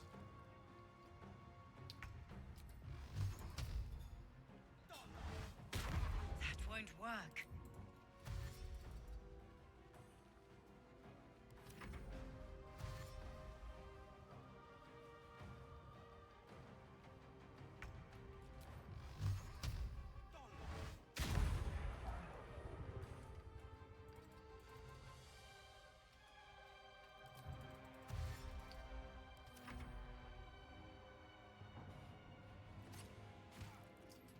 And she hits him every time, right?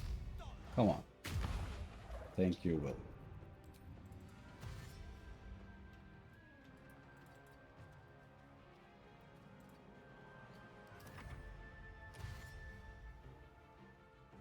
Yeah. I know this is a very unpopular way of playing this game, but Karlach just has to go. I'm sorry. Again.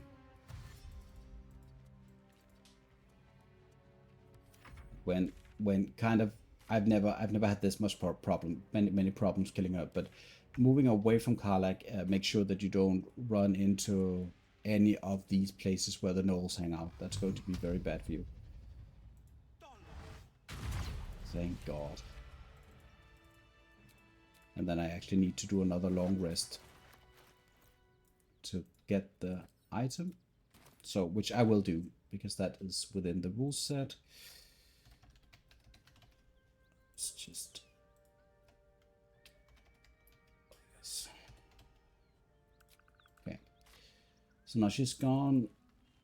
And then we're going to go back to Grymforge.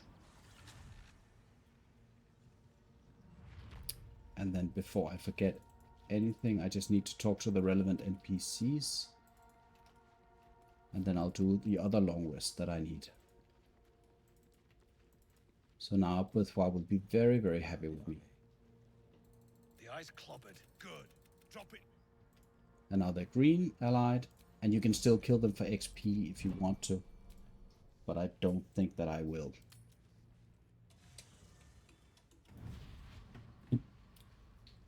So, doing the long rest is going to trigger Misora, and she's going to give Wyll his first quest item, which is just very, very good. It gives you a level 4 spell. That's not bad. It's fire shield is definitely not bad. Resistance to fire damage and the armor class. So all those things in consideration, this is very, very good quest item.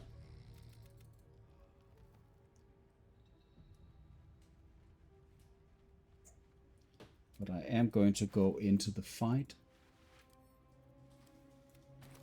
slightly bare-boned, because the armor class of Wyll is horrendous. So I am kind of dependent on not getting hit for the first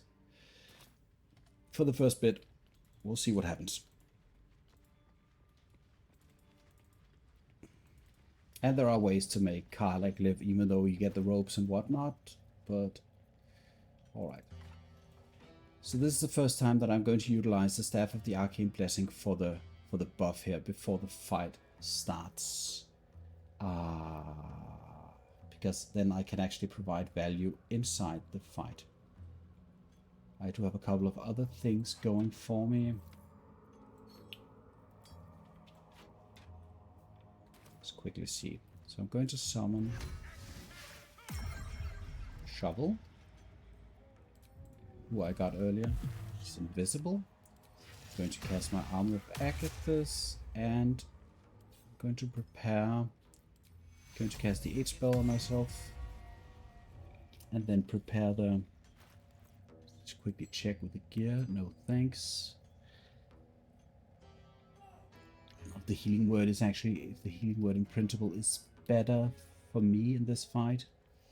I think actually what I want to do is I want to bring out the Rider's Pride that enables me to cast Blade Ward on other friendly NPCs. And then perhaps just go with the Amulet of Restoration for that one. I think I should be hit point wise. I should be okay because I lose the 8 spell once I unequip the Absolutist Talisman, so that's fine. I want to precast the jump spell, and then I mean, like ring wise, like this is fine. This is fine. The poison damage is great as well, because some of them like to use poison spray. So, but I think this is okay. And then probably I do want the Falar Alluve after buffing the Staff of Arcane Blessing. So it's going a little bit something like this. I'm going to be casting the Rune Powder Vial here. It's going to trigger everybody to come back. And then I'm going to be casting a couple of spells here.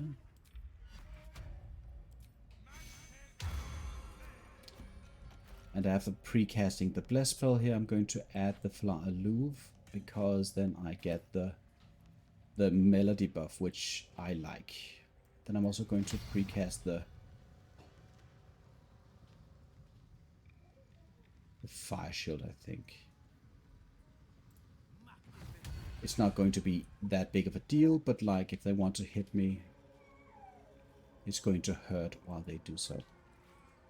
Alright, oh, I forget one thing.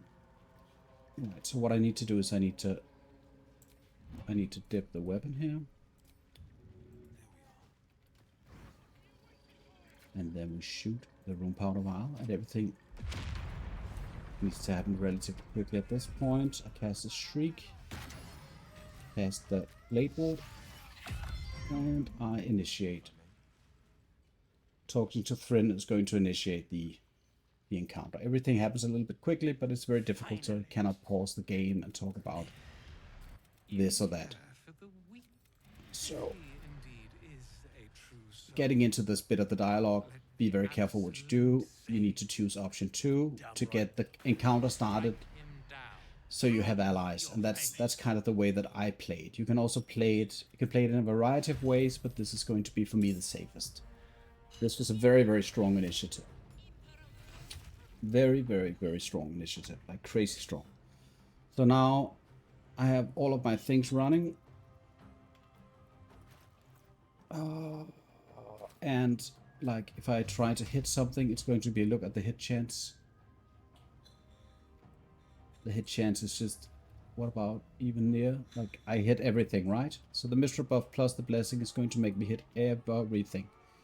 So the way that I want to proceed, I forgot to use the jump spell, but that's a minor inconvenience here. So the way that I want to do it, if I want to go back here, there's a big chance that Grayman is going to go for me. So I kind of want to minimize the amount of unnecessary, dangerous things that can happen. But I also do want to kind of either get to the high ground up here, which is very, very strong. But the alternative is to get to the entrance where now already Dana, one of the other dwarves that fights for Brithwar, has appeared. But then in the moment, 2 additional reinforcements are going to show up and wreak havoc. So right now we're just going to take the safe route, I think. I'm going to go, let's see, Dana is, oh, Dalthar is already has a turn here. I'm going to take a chance. I'm going to go, let's just quickly see here. Leaving Dalthar within the Shriek. Wait, maybe this is slightly closer. Here we go. And then we just hope that Dalthar doesn't run away from the Shriek. Otherwise, I should have hugged her. Oh, she does. That's sad. Oh, that's because there's a shove option. Okay, she wants to shove. Because Dana is always going to... Oh, not for this round, apparently. She likes to cast magic missiles. So those work very well with the Shriek. So trying to piggyback off of what your allies are already doing is, I think, a great way to work with this.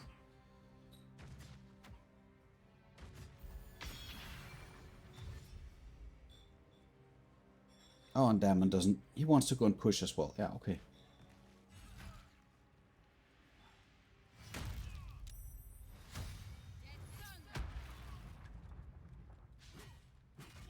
Wow.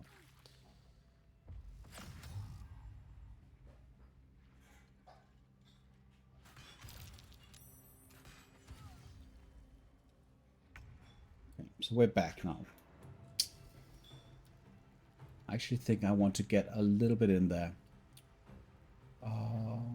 This guy has concentration on...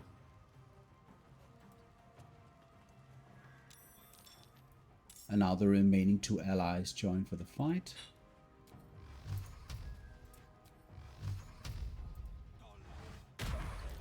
See if we can't break the concentration. Didn't happen. I'm going to cast an AoE healing here now from the necklace. Because... Wait, yeah, the necklace, yeah. Because with the Hellrider Pride, I get that little blade ward going on my allies, which I think could be okay.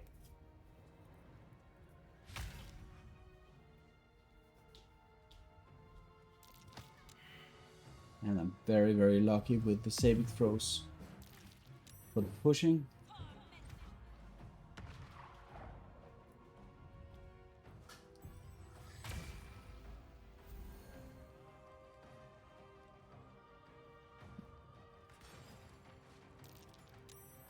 Yeah, and now the knockback starts to work.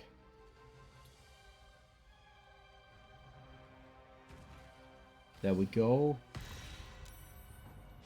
Thryn chose the #1 option. Was that Grayman? Yeah. The #1 option, of course, is to jump into the lava. Everybody knows that's absolutely best course of action here. I think Thrym also wants to get down there, but she just couldn't jump far enough. Okay. Alright, so do I have I don't actually have I should have short rested to regain my spell slots. I could have done all manners of horrible things to these dwarves. I can actually heal a friend of mine, so I'm going to do that. I'm going to heal Worthwhile, I think.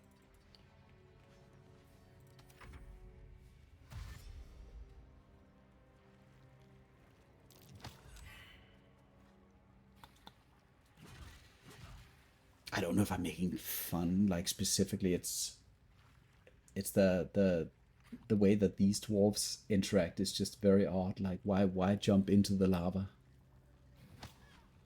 Oh, there we go. Jesus. This is already a bloodbath. Or a lava bath, rather.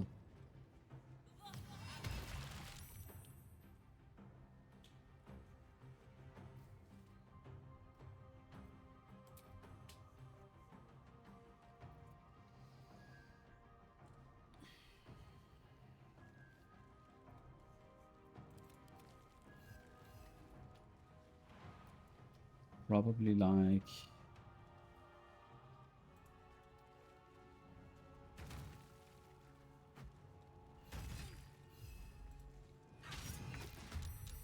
I'm actually something I forgot about is that Orgarth, who's one of this guy down here, is very, very dangerous, and he doesn't mind hurting his own people, so he's going to be throwing bombs straight away. And I'm a little bit worried where that bomb's going to... Okay. Right.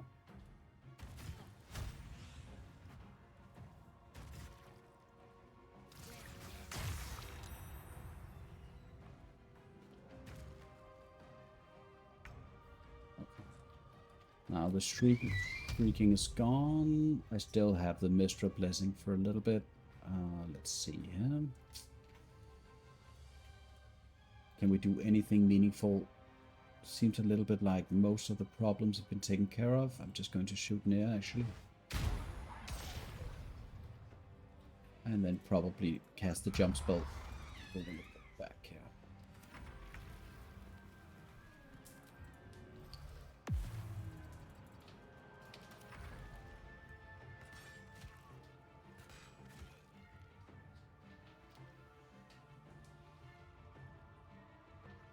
The dwarves pretty much take care of themselves.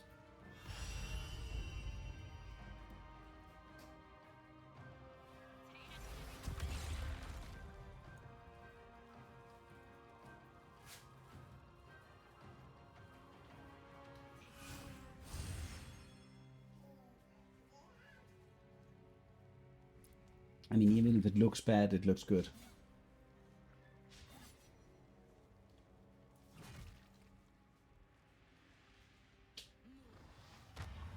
Right now, I think the archer guy on the wall up there is the most dangerous NPC. So I think I need to go and take care of her immediately.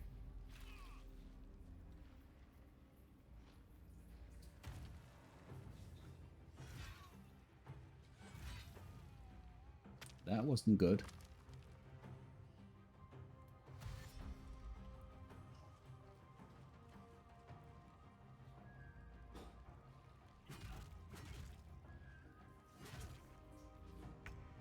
Right.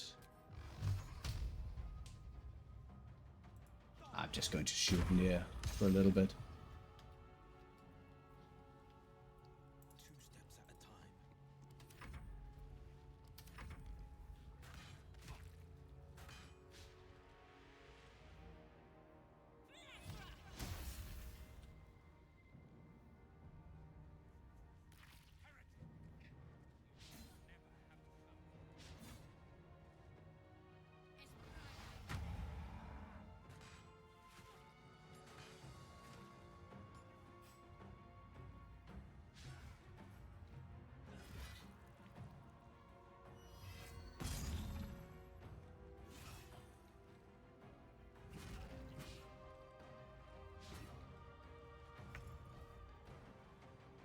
At this point, I need to help them out just a little bit, or this will probably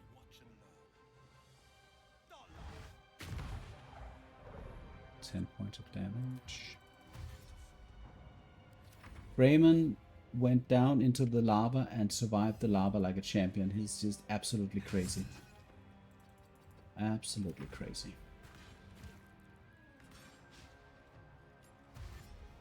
Raymond took a lava bath, basically. He went down there, he got his feet wet, and he got back up. Because why not?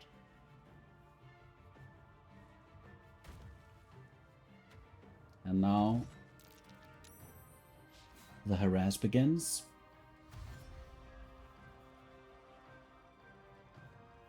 There are a couple of other reinforcements that I can add to the fight if it goes sour. But let's see. Oh no, shovel. Okay. And now the bless is gone, so now the hit chance is much lower, as you can see.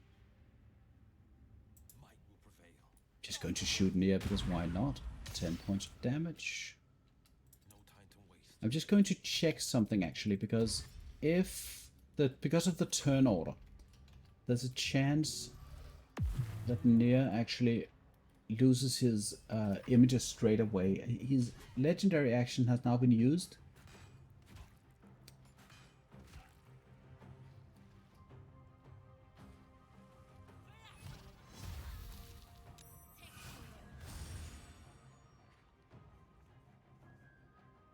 Yeah, so they disappear, and his legendary action doesn't restore.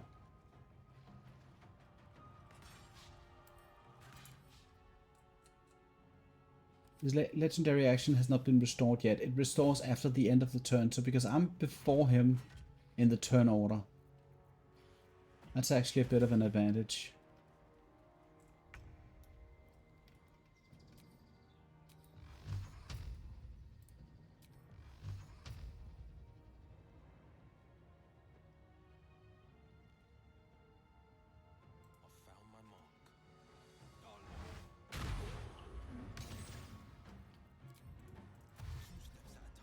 pretty much think this is my cue, and I need to go and get reinforcements now.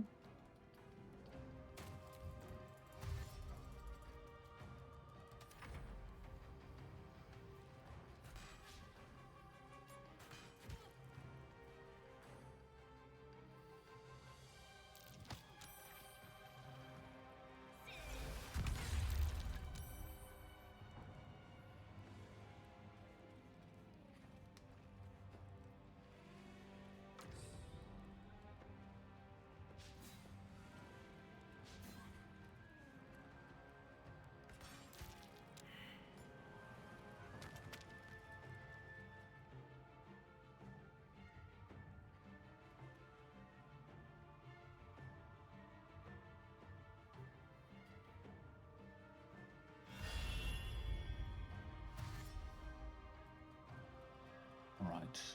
This is great positioning. I think I can actually kind of kill them. Let me just check. A bonus action.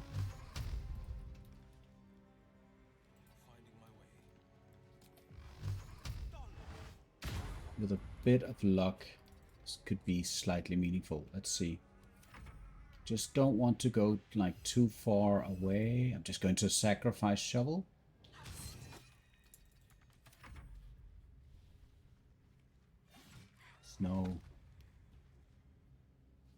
No need for shovel right here, and then we just kill the rest. I think I might need to do because of the positioning. Actually, I think I'm going to be able to, at this point, shoot at Nere every turn without him managing that. I'm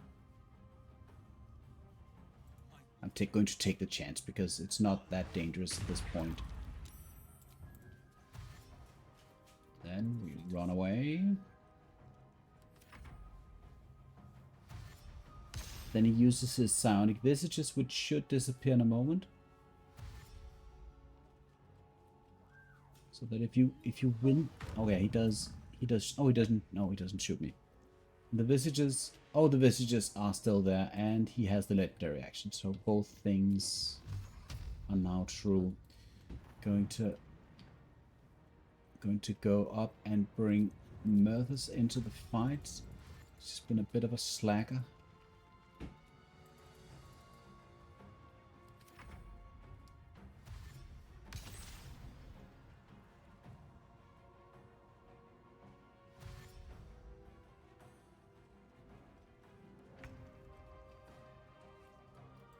Still a bit of a slacker.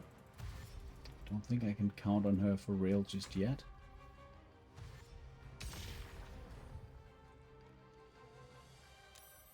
Yeah, there she is.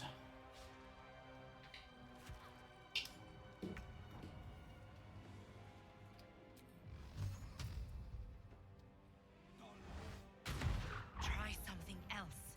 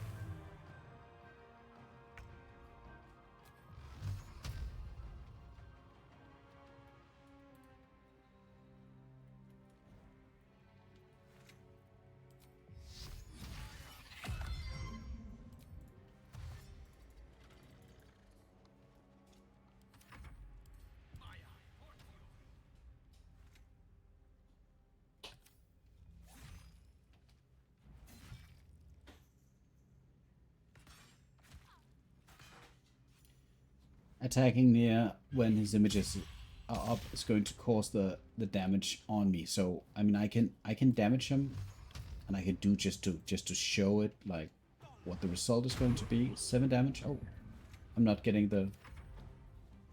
Why am I not getting the return damage? Is that only for?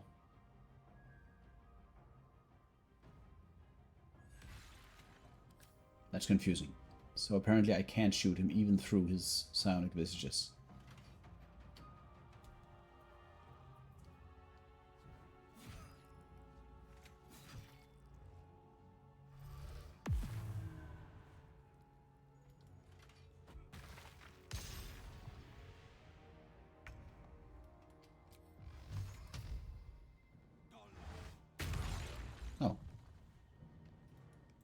Apparently not. Mechanic. Slightly odd.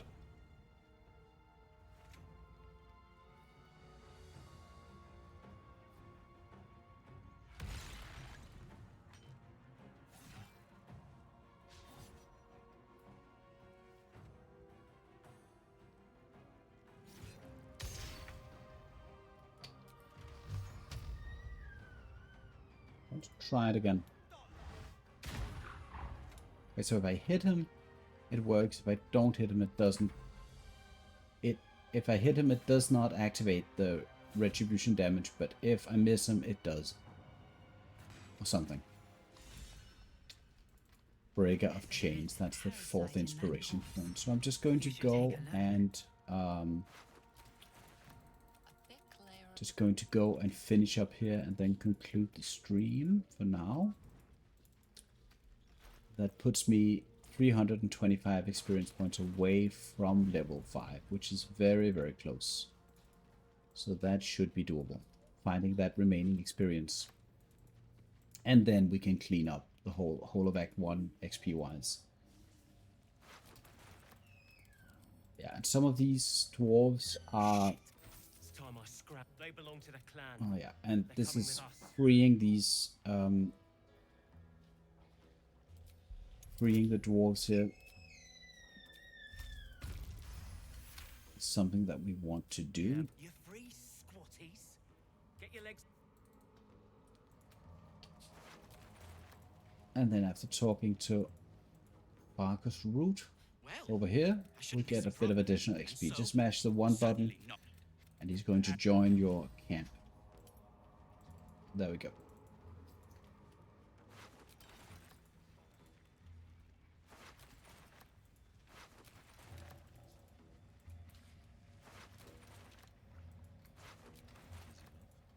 And I think that was everybody.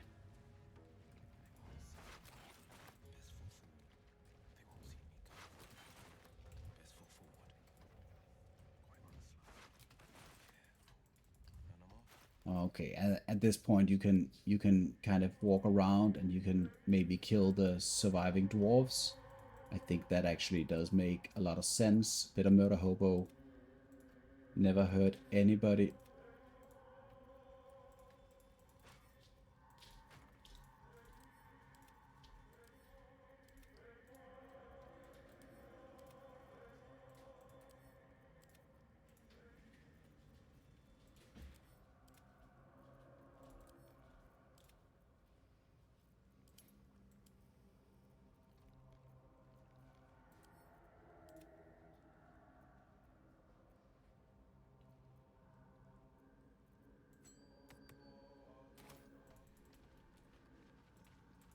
Let me just check that out before concluding, if that is indeed possible.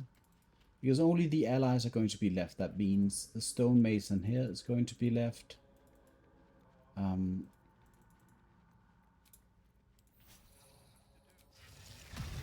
Mythis is going to be left, and she's a level 5 with, let's see, the armor class, 14. So, I mean, she's going to be possible to beat. But this is kind of, you know, you can do this or you can not do this. If you wait with the whole Grymforge region until later in the game, you can kill everybody and gain that. I think it's about 1000 XP or something.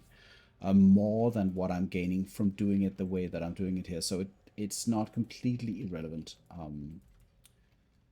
But basically, otherwise, I'm kind of done with Grymforge.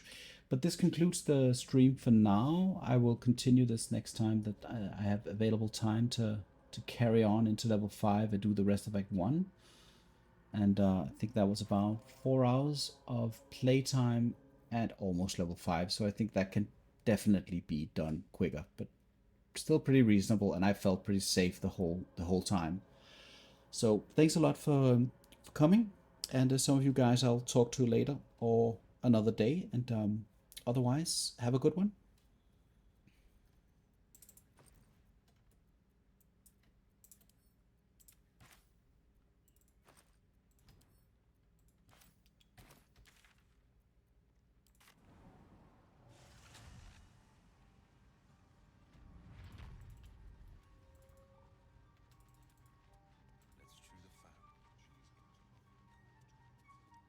I greet you the moment it's so I left his company. Perhaps the peoples of the you must drink the The world loses its edges, its final boundaries.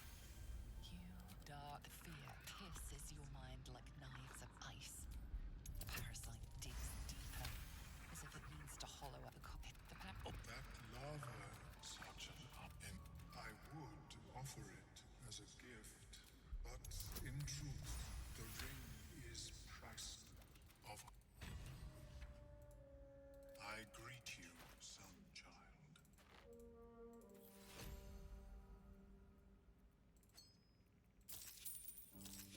May your Okay. Closing stream.